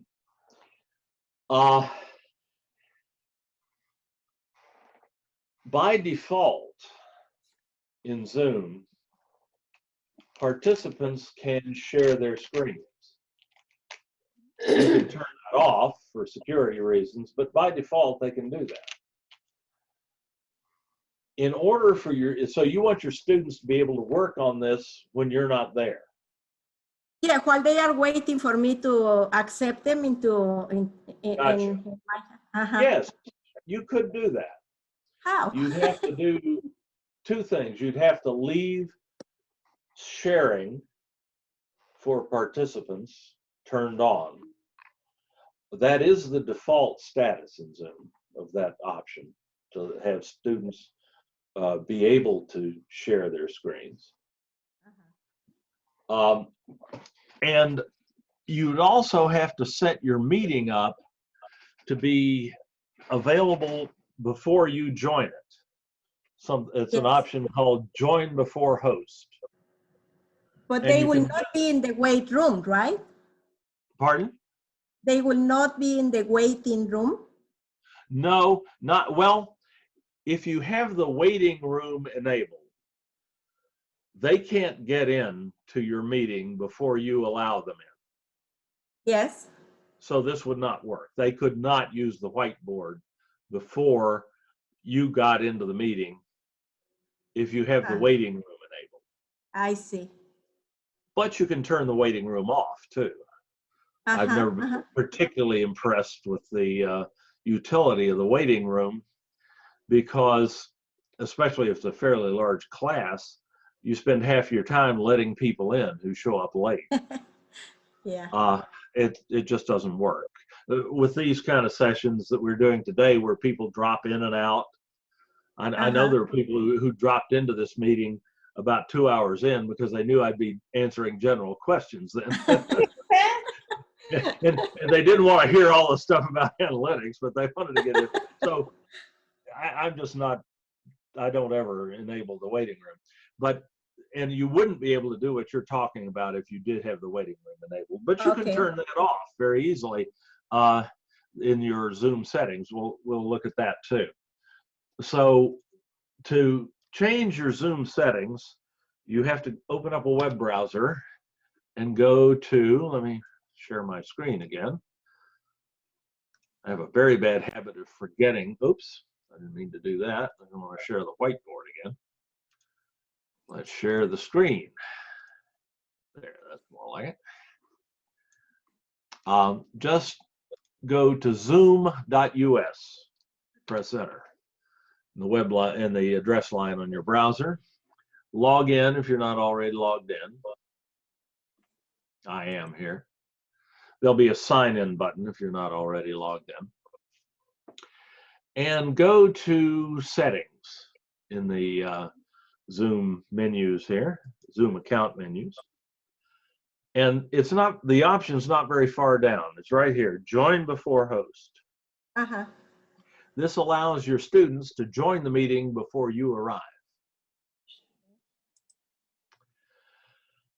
You just turn that on. Blue is on. And that's Zoom saves that setting immediately. You don't have to hit a save button or anything. It is kind of funky though, in that in order for you to actually use that, to make that stick, you have to do, to make it work, you have to do one of two things. If you schedule your meetings in advance, which I never do, but if you set up a meeting by scheduling it, either here or in the Confer Zoom tool, there's an option down at the bottom that says that you have to check that says enable join before host. And if you use your personal meeting room and just start meetings at a time when you've told everybody to be there, which is what I do, before this will work, you have to schedule at least one meeting, even if you're not actually going to use it. Just schedule a meeting and make sure that that option is checked that we just saw. Yes. Enable join before host. So what you have to do is go to the meetings tab here and schedule a meeting. You can call it anything you want. This doesn't have to be a meeting you're actually going to use for anything. Just make sure that enable join before host is checked and then save it. And that activates it. Now, if anybody joins a meeting that you're holding, either a scheduled meeting or just has a link to your personal meeting room and just goes in there, they'll be able to go right in and talk to anybody else who might be in there at the same time, even without you being present. Okay. And that's a really cool thing to allow students to do. Yeah, just scribble there while you wait for me. Yeah. And they can go in and work on their homework together and things like that. So it's, I always, that's why you all, those of you who started this, who came into this meeting before I did today, were able to come in. Actually, I don't think anybody did enter this meeting before I did today, but very often that will be the case. And by the time I get into the meeting, there'll already be a few people in there talking to one another. And I love to do that. Is it better to use the Zoom.us than using from Canvas? Well, this is just the Zoom website where you can go and set your meeting parameters, set your meeting But there is set. one in Canvas, right? That is There's a Confer Zoom app in Canvas that allows you to do some of the things that you can do here. But this is the full meeting management or Zoom management screen that you can use. The whole enchilada. Exactly. Okay. And here you can do anything. You can set up anything. You can change. You can't, I don't think you can change these settings through the Confer Zoom app and so on. You have to do that here. Okay. Okay. Okay. Thank you, Dave. You bet. And that's really a cool thing to do. And then they would be, as long as you have screen, that's another setting you want to check. As long as you have participant screen sharing set up. And let's see where that is. I know it's here somewhere. It's a long list of settings. Yeah. It's down here. There it is, screen sharing. Uh-huh, uh-huh. Who can share? If you set this to all participants, Okay. then and set join before host, your students would be able to go in. One of them would share their, whoever the first one was, would share their screen and select the whiteboard. Uh-huh. Then everybody else who joined would be able to see the whiteboard and they would be able to write stuff on it. Okay. So they can sit there and draw things and write things and so on and share it with one another. That's a really cool idea. That's great. Thank you. You might have to give them a little instruction on how to do it. Yeah. But they would, I don't think they'd have any trouble with it. It'd be very quick to do. That's Yeah. where the session I did 2 days ago to come in really handy on screencasting. You could make a screencast to show them how to do that. Yes, Which, by the yes. way, I haven't got that up online. If anybody was looking for that, I'm sorry, I haven't loaded that yet. It's going up very soon. Okay. All right. Thank you, Dave. You bet. Okay, we've still got more questions here. Let me take one from the chat tool. How can I interchange the columns on the grade page? Then can I have the average of each group of grades? Well, changing the order of the columns in the gradebook in Canvas is real easy. Let me figure out where I put Canvas here. Okay, I had that question. Good. Let me find Canvas here. I've got it open somewhere. There it is. Okay. Okay, I am and on the grade page. And on the grades page. Oops, I'm as a student. I forgot I was in student view. This is what the student's view of grades is. They can obviously only see their grades and any grades that you put in and any feedback and so on. But here's the grade book per se. And this one, I've only got the one student in this course, but that we can still show what you're asking about. Interchange. You're gonna love this. To change the order of columns. Yes. Oh. I know, that's what everybody says when they see that for the first time. That's what I said the first time I saw that. Let me try. Oh. You just click and drag them back and forth. So and that's then easy. do I, okay, so I click on that and move whenever I want. Yeah, just click on the column heading. Yes. And move the column wherever you like. Okay. Now, can you get an average? Yes. Of a certain group. Yeah, but you can't just, I don't think there's any way, I'm trying to think, to get an average of a single grade column. No. Let's see, 4 quizzes. I want to have an average of all 4 columns. All 4 quizzes. That you can do. Okay. That you can do. But you can't do it from the grade book, or at least not.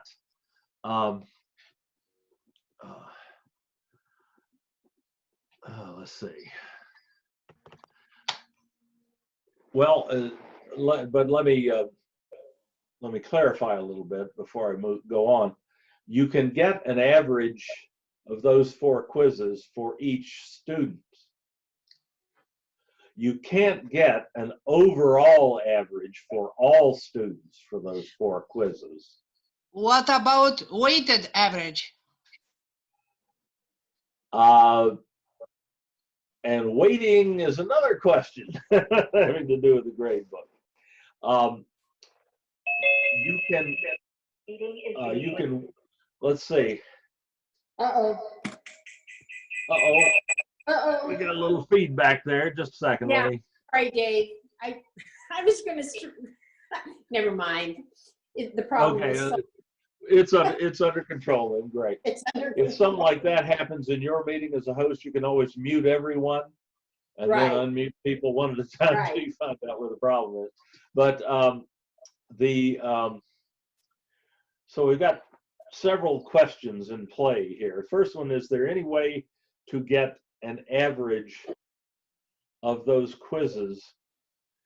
And you can get the average of those 4 quizzes for each student, but you can't get an overall average for all 4 quizzes for all students in this gradebook. If you wanted to do something like that, you'd have to drop the data from the gradebook into a spreadsheet program like Excel. Like Excel. Okay. You could do that there. Okay. But if you wanted an average for each of the students, you could get that very easily by creating what are called assignment groups. And to show you that, I'd have to go into a different course here. Let me do that. This is one that actually looks like a course. I've got a grade book, and I've got quizzes and homework assignments and graded discussions in here. And I've got a series of average columns here. I've grouped my assessments by tests, discussions, and assignments, homework assignments. The gradebook will show me an average for each student, a running average, because it just takes into account things that students have actually submitted. It will give me a running average of each of those grade categories or groups. This person has 0% on tests, 100% on graded discussions, and 60% on homework assignments. Not much of a test taker, apparently. And an overall grade of 50, which of course will be an F if they don't improve it. But these are, again, are all running averages. The Canvas gradebook, when it's computing averages, only considers assignments that students have submitted, not ones that they haven't. Anyway, so where did these categories come from is the next question. And the answer is I had to make them. Under the Assignments tool, in the course menu, go to Assignments, and you add assignment groups using this Add Group button. And I've created 3 groups, one for tests, one for graded discussions, and one for homework assignments. I should call that homework assignment, shouldn't I? Let me do that while I'm thinking about it. Except I just botched it. There we go.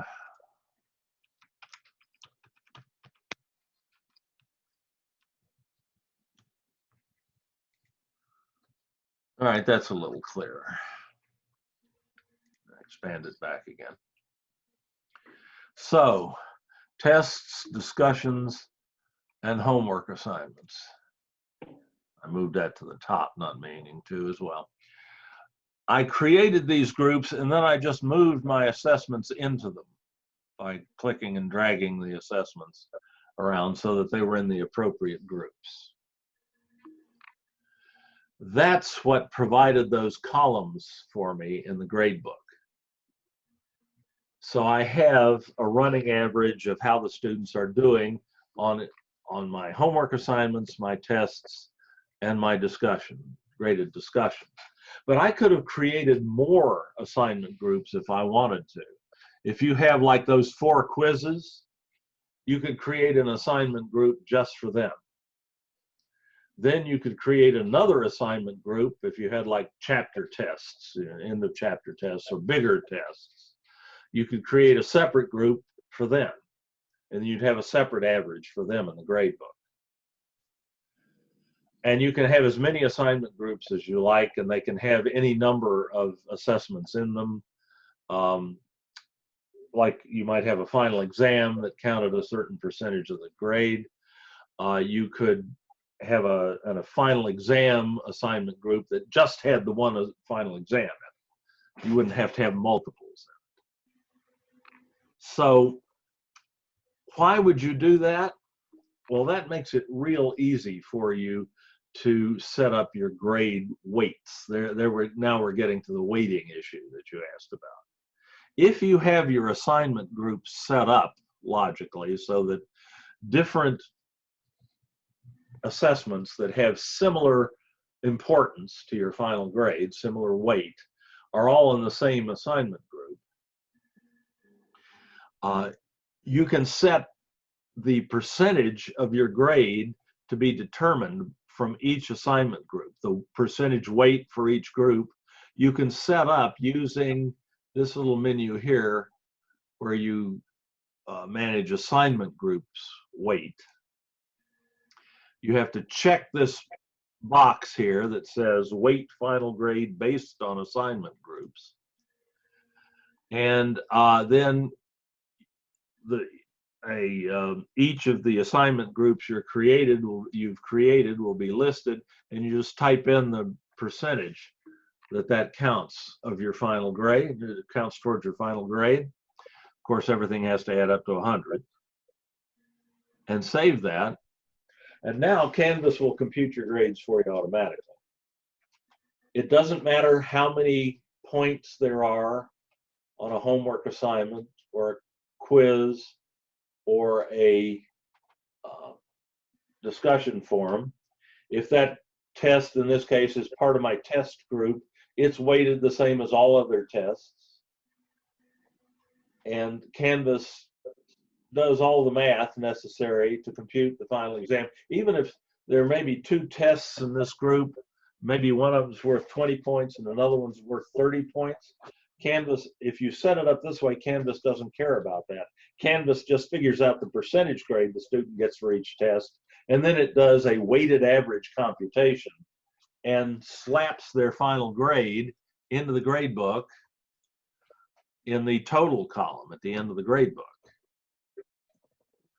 And that's, to me, the easiest way to set up, there's your total column. That's the easiest way to set up grade computation in Canvas, because you don't have to worry about saying, well, okay, these quizzes are maybe worth 10 points apiece, but this exam over here is a big exam. It's worth 3 times as much, so I'll make it 30 points. But then you have to diddle around with the question values in the test to make it come out to 30 points. And you have to worry about all that. If you set up your grade weights using assignment groups, you don't have to worry about any of that. It doesn't matter how many exactly how many points anything counts, because Canvas computes everything based upon percentages. And it does all the math for you. And their final grade just shows up here or their total grade just shows up in the total column. And just before the total column, you'll also get an average for each of the different assignment groups. So you can see if those 4 quizzes were in an assignment group by themselves, then you could see the average that each student earned, the average grade each student earned on those 4 quizzes. So if my assignment groups are blank because I didn't weight them, that's normal. That's the default situation. Okay. In order to weight them, you have to tell Canvas that you want them weighted, and then you have to type in the weights. Okay, but if I don't want them weighted, but the column still appears, but it's no way to get rid of it. No way to get rid of it. If the assignment group is there, a column for it will appear in the gradebook. But if the assignment group is empty, there's no need to have it. You can just go into the assignments tool and you can just, in the title line for the assignment group, you can just go to the context menu, the 3 vertical dots, and just delete it. Oh, okay. No reason to have it there if it's empty, if you're not using it. And when you delete that group, then that column in the gradebook will disappear. because I want the grade still there. I just, like, for instance, I have extra credit and I have it as a separate group, but it doesn't do a total for me and I don't care about that, but the column is still there. Well, that, if you have it as part of a group called extra credit, then that column will appear in the grade book. You can't cause that not to happen. If you have an assignment group, a column for it an average column will appear for it in the grade book. You can't Get rid of it. Nope. If it's empty, indeed, you could just pull that extra credit assignment out of that group and delete the group, and then that you'd still have a column for the extra credit assignment by itself, but you wouldn't have that extra credit column just to the left of the total column. Yeah, same thing with the discussion. There's a column for that, but I don't have it total.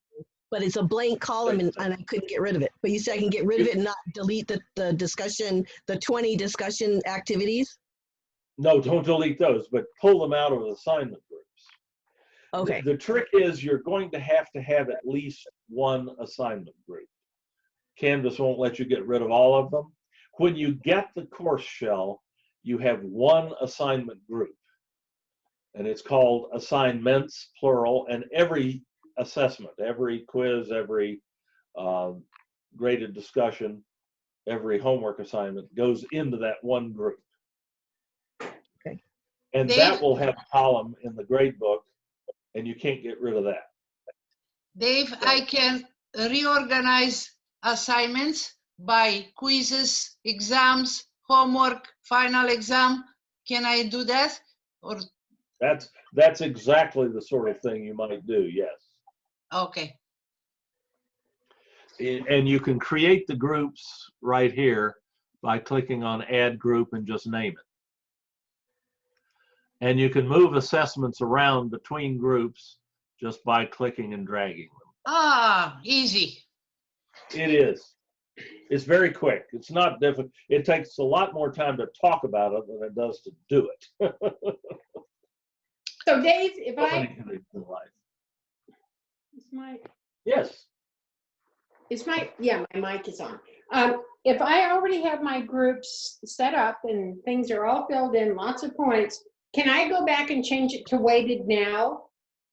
Change the weighting? Yeah, go up and actually do the weighting. Yes, you can. You can. All right. That will change the way that your grade is computed. So their grade may change. Well, but see, the way I have it figured out, the way they saw it was X points out of 700 points is for test. X point. Right. So I know 50% has to go on testing. I know 35% has to go on homework. So if I try it, it's a reversible thing. It doesn't make any permanent changes. Okay. Try it. What I would do before I tried it, though, is I would, just to be absolutely on the safe side, I would save my grade book before I did that, just in case. And that you do by going to the Grades tool. To the Grades. Go to just click on Grades in the course menu, bring up your grade book, and under Actions here in the upper left, select Export. Export, okay. And after a moment, a save box will pop up, and you just save that somewhere on your local hard drive that you won't forget. That's getting harder for me every day. And and just save it, and then you've got a copy of your grades just in case. All right, good. Never muck around with your grades unless you have a backup. No. Right. Because Canvas, I guarantee you, will never lose your grades, but it will let you mess them up if you're not careful. So, ask me how I know that. Okay, let's see. Trying to see. I don't want to miss anybody's question here. You're all so welcome. It's so nice to have a chance to talk with you this afternoon. Have you gotten to me yet? Pardon me? Oh, I was wondering if you've gotten to down, how far you've gotten, because I had two questions. Okay. I've been waiting forever. Yeah. Okay, what, I'm not sure who's which, so go ahead and Probably before me. let's take that question you've been waiting on. Who were you talking to, me? Or the other person? Whoever just said I've been waiting forever. Oh, Yes, not that's me, the other Tessie. person. That's Tessie. It's Tessie. Tessie. Yes, sir. What was your question? Or are you talking about the I want test you reset? I want you to reset. I'm kind of stuck because Oh yeah, I'll have to do that once I get out of this because I don't want to do that while I'm sharing my screen and so on. So I will do that. I've got that in the chat tool, and I'll save that chat, and I'll do that when I'm done. Okay, when the thank you meeting's so done. much, Dave. You bet. Now, Kathy. Okay, well, I had two questions. It kind of came up, I had 2 Zoom sessions this morning, and a little work because the students have to do their speeches, and 2 things. One, I originally created, since I meet twice a week, 3 different classes, I created 6 different Zoom rooms because you did it automatically. But then I learned how, because I remember you said that you can create your own personal meeting place. And then it took me a while to find one of the little videos that said how to do it. So I did create it, but should I delete those 6? Because when I log on, I still can see the rooms, and I was wondering if there were students who were in those rooms, because I did accidentally create. Quite possibly, yeah. If you're using your personal meeting room now, I would delete those scheduled meetings. Okay. And then just use your personal meeting room henceforth. That's my preference. And I'm going to put in the chat room the instructions I gave to students, because different students had different ways to log in. So I'm going to put it in the chat room just to you, right? Okay. Or no, just send it to everybody. That's fine. Oh, okay. I'll send it to everyone. And I said the 6 to. Oh, when I have one class that's from 8 to 9:25. We went a little over, but when I was saving the taping of it, it got almost to my 11:10 class. So I mean, it was like it went a little bit long, but there were students already in there. But is it possible for me to open another Zoom if I'm saving a Zoom? Because I was afraid to do it. You mean it's rendering your video and saving it to your local hard drive? Yeah, you can start another meeting. I just used a laptop. Yeah. Oh, so it was okay for me to start another meeting while it was saving the other one. Yeah, that goes on in the background. That shouldn't cause any problem. Okay, because I was so afraid that it was. And indeed, if it gets interrupted later, the next time you start the laptop up, it'll just start again. It's okay. I was so afraid that you won't lose anything. What it does is that if it gets interrupted, it puts a link in the Zoom folder for that meeting that says save video, and you click on it and it starts the process over again where it left off, and it finishes it. So you won't lose any. Zoom will not let you lose a recording that way. Okay, and I just if put you my have instructions. If you have any questions about that in the future, just let me know, and I'll be happy to work with you on that. Okay, and I put the instructions I use to the students too, as a guide. Okay. If there's a better way to do it. Let's see. I got to wait till he gets finished with everybody before I can get an answer. Oops. I'm looking for Kathy for that. I see your question. I forgot. That was a question I had copied last. I'll do it again. I forgot what I copied. I'm at the bottom of the chat tool. Carol, it's telling me my browser does not support using my computer's audio device.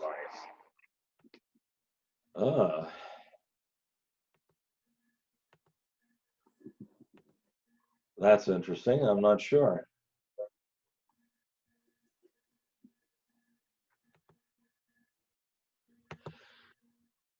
Carol, something like that might require a reboot of your computer before the next Zoom meeting. I can't imagine that Zoom will not pick up your audio device if it's there.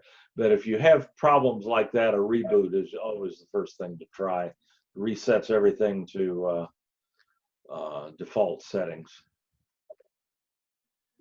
Kathy, there it is. Now I'm seeing you come through.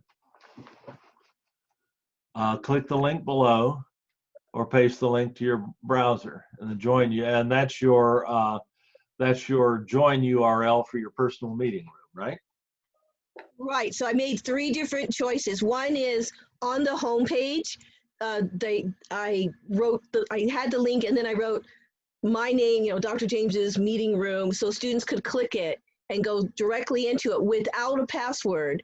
And then I put a link underneath, but some students said they still were asked a password. And so when I tried going on as with another laptop, I noticed that in the corner it said, join a meeting, join as host, and then a little square in the middle popped up, and that one asked for, if I clicked that one asked for a password. And so I didn't know the best way to tell students. I said right-hand corner, and some students still had issues, but some found it very quickly. This link that you've just put into the chat tool, yes, item number 1, that ends in PWD equals and then a mishmash of letters and numbers. Yes. That one has the password embedded in it. Okay. So if they click on that link or a link with that URL behind it, they will go in and they won't be prompted for a password unless the password has been changed. Okay.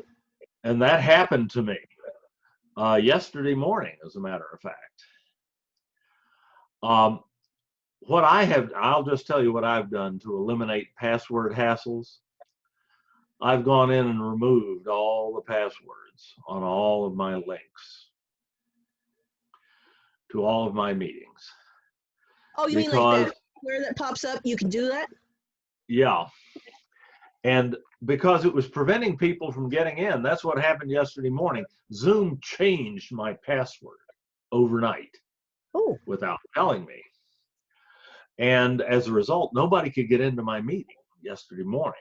And Mary Kingsley, bless her heart, had to send out an emergency email to the whole DL to give people the new link with the new password embedded in it and so on. And I just got the point. I don't want that to stop people from coming in. If some Zoom bomber comes into my meeting, I will send them to the outer dark within 10 seconds. I'm not worried about that. I just want my friends to be able to get into the meeting without major hassles. Cost me a half an hour yesterday morning. Cost them a half an hour, which is more important. So I just took all the passwords off. I can show you how to do that. I'm not gonna, that's a decision you would have to make. Okay, but, I like that. I don't have any. One time, and you know how widely my personal meeting link is shared. Every faculty and staff member at the district gets it 2 or 3 times a week. And one time I've had somebody come into a meeting and be a little disruptive, and it took me like 20 seconds to get them out, simply because I was a little surprised that it happened. It was the first time it had happened to me. So let me get into my Zoom. You go to your Zoom, to the Zoom website at zoom.us.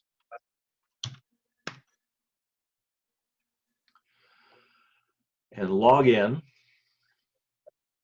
Oh, I already had that up here. Here we are. You log in. There's a sign in button right here if you're not logged in already. and you go to the Meetings tab. And go to your personal, you're using your personal meeting room. So I gather, so go to the personal meeting room tab. And right here where it says, right now yours is, where it says meeting password, yours is checked and there's a password there, right? Yeah, and it says hide or not hide. Yeah, well, you're right, don't worry about that. You're not gonna hide it, you're gonna blow it away. Go to the bottom of that screen and there's a button that says edit this meeting.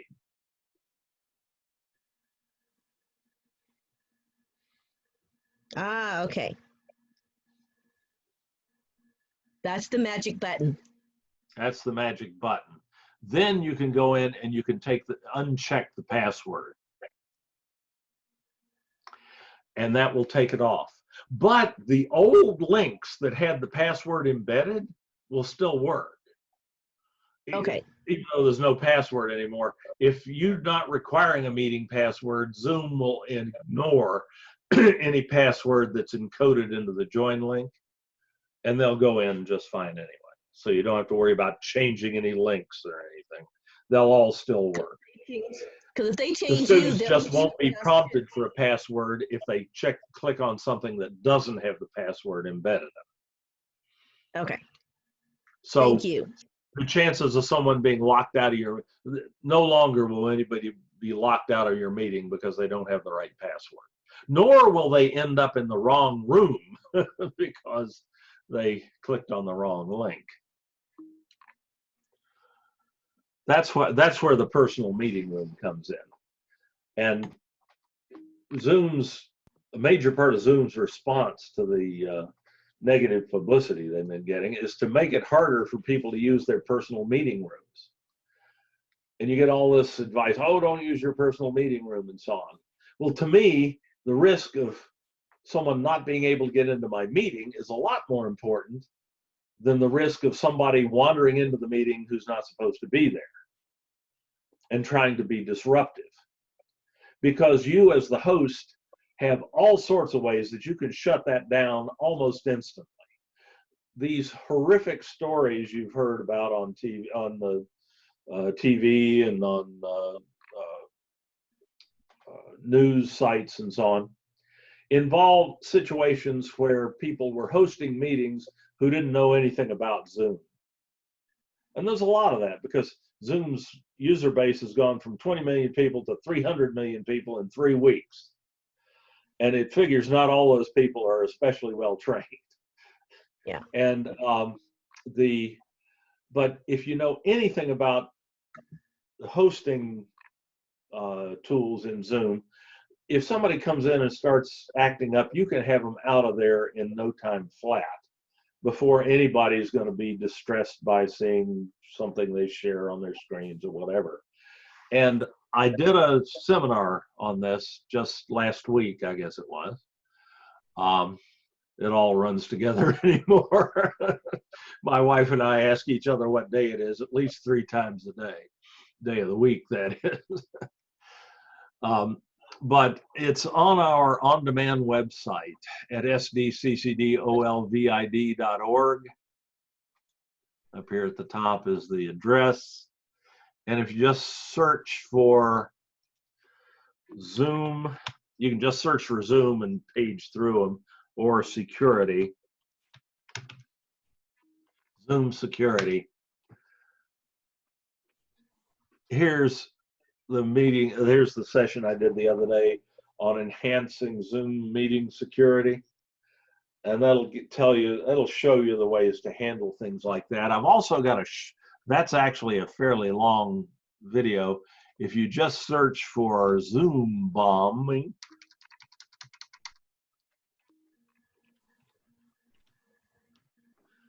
which is the colloquial term for that, I've got a session on how to defuse a Zoom bomb. And that just shows you just what you need to know to stop someone from sharing their screen, stop them from drawing nasty pictures on your shared screen, and boot them out and shut them down so they can't say anything, and then boot them out of the meeting so they can't come back in. And you can do all that in just a few seconds. So I worry a lot more about people not being able to get into my meetings than I worry about somebody getting in who shouldn't be there. In the Because- 6 that I created automatically through Canvas, the word security did appear at the bottom, but I don't see it now, and I didn't see it in my personal meeting place either. So is that what you mean by security? Well, you mean in your Zoom menus? Yes. Yeah, if your Zoom client is up to date, there's a new icon in the Zoom menu labeled security. And that's a good thing because it gives you quick access to the tools that you need to shut down a Zoom bomber. It allows you to control whether participants can share their screens, whether they can chat, whether they can rename themselves something nasty. It allows you to turn those features on and off almost instantly. Okay. And then, so that's a useful thing. It also allows you to enable the waiting room, but to me, the waiting room is just a pain. I don't use it. And you can lock the meeting so that the people who are there are the only ones who can get in. No one else can come in. But that's usually you don't know you've got a problem until the person's already in. So that's not much of a security issue either, or a security help. But also you can use your participants tool to very quickly mute everyone who's in the meeting. And you can mute them in such a way that they can't unmute themselves. And you can leave it like that until you find the miscreants and throw them out. And then you unmute everybody and proceed. It's a minor distraction, but not nearly as, to me, not nearly as concerning as the idea that somebody would want to get into a meeting who should get into the meeting and they can't do it. That really bothers me. Yeah. So that's just a little philosophy there. Everybody has an opinion, right? Opinions are like earlobes. Everybody's got two, at least. Okay. More questions? Carol is still trying to get into the meeting, but I'm sure it's over now. Actually, no, Carol, we're still there.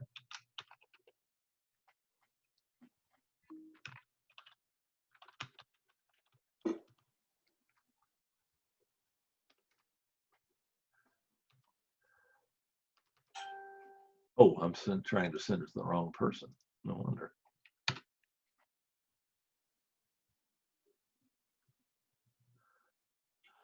And there are, how many of us left? 9 of us left. Oh my God, you all are gluttons for punishment. We're practically your groupies.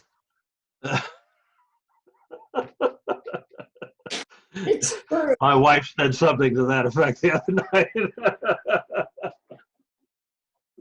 I assured her that was not the case. Carol, I see you. Can you hear me? Your video just popped up. There's something wrong with the sound on your computer, it looks like. I see it, but I can't hear you. Her video's been here long. Carol? Oh, you can't hear me. Carol? Can you share your screen?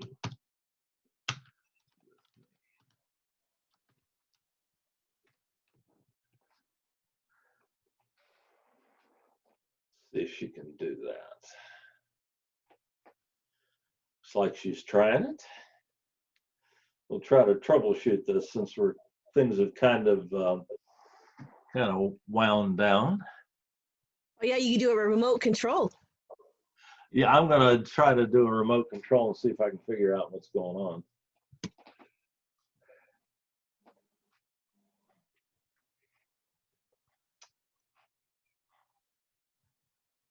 I can't take control of her computer unless she shares her screen. So it requires a lot of volition on the part of the person who wants the help. That way someone can't take over your computer without you knowing it or being assenting to it. But it is quite a good way. It's doing the performance on that. I mean, there you can spend a lot of money buying a tool to just do that, to be able to take over somebody's computer when they allow it. And Zoom just throws that in as a value-added capability. You know, they just stuck that on the into for free, as it were.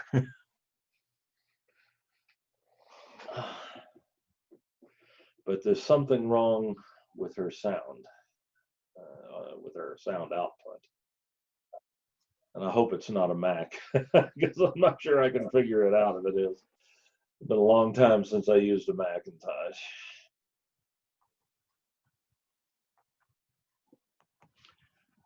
Last time I bought an Apple computer was 1986, other than a smartphone.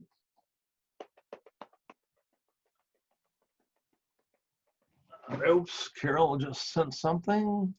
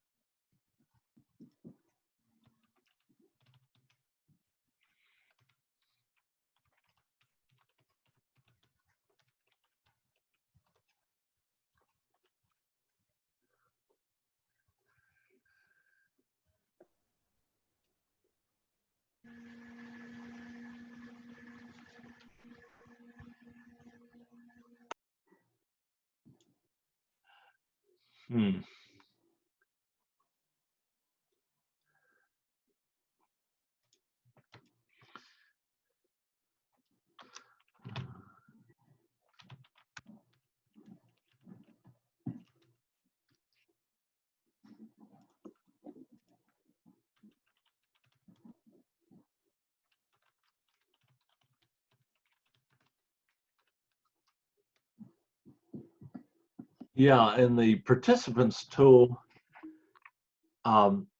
Zoom will tell you whether the person's audio, there's, uh-oh, my goodness.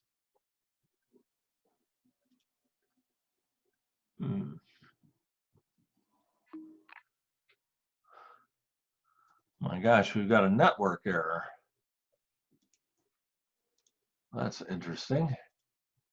And there's no option to ask for, Carol.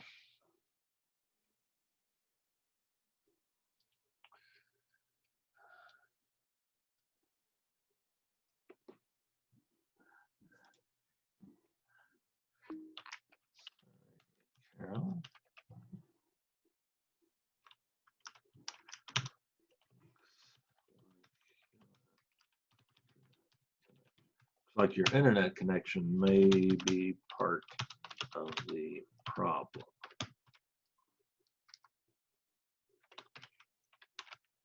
And she's gone. Shoot, I hate that. Zoom, one of Zoom's great pluses is it's so reliable. But there are things that can happen that on the far end that could be difficult to troubleshoot. Well, does anybody have any other questions? Unfortunately, yeah, I have anything, but I'm waiting. I'm still waiting. I've been here forever. I'm still waiting. Dave, really quickly, I figured out the answer to my multiple choice problem. I went back and I did a lot of them, and the reason it was 3 out of 6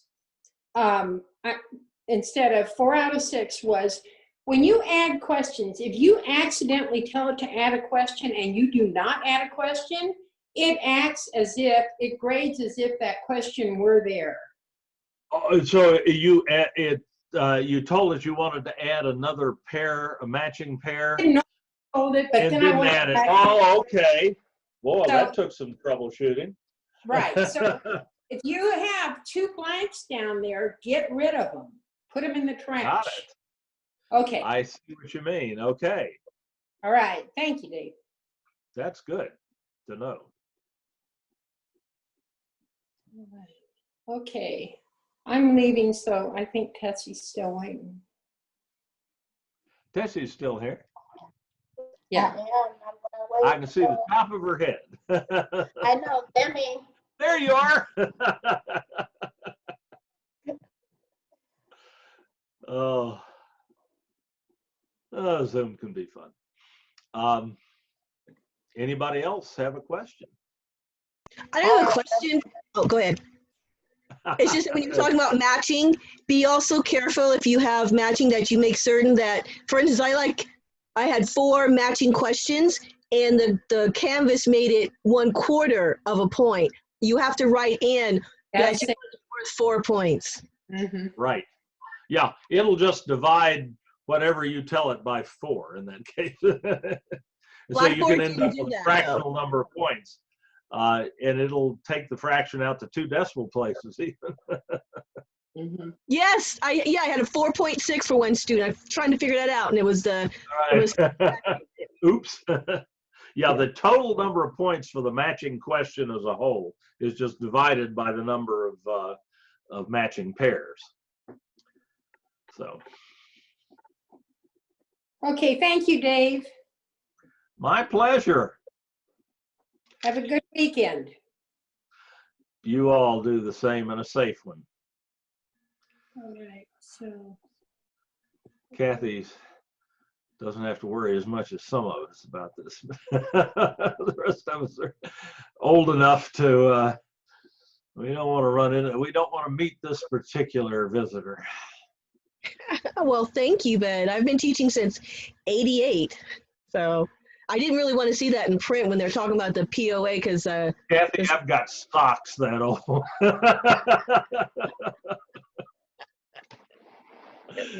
Oh. All righty. Anything else? Teaching like I hear you. Oh, goodness.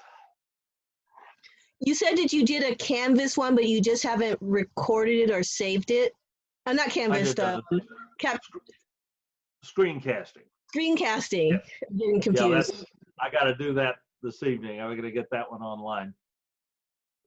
And the keyword is just put the word screencasting in to find it, or Yes, the yes. date. Okay. It'll also be the most recently loaded video, so it'll show up on the first page as well. All right. Thank you. But yeah, just type screencast or screencasting and it'll pop right up. And there's quite a few other videos about that in there as well. Yeah. But that's just the one I did 2 days ago. Yeah, exactly.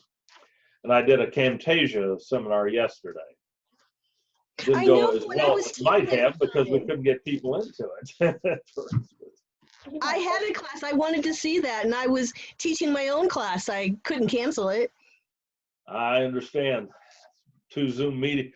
That seems to be one of the characteristics of this lockdown for everybody, is that everybody's ending up with 2 Zoom meetings at the same time. They're running one on their phone and one on their computer and so on. Ah! Okay. All righty. Well, it's great talking to you all. I will see you next time. Bye-bye. Bye.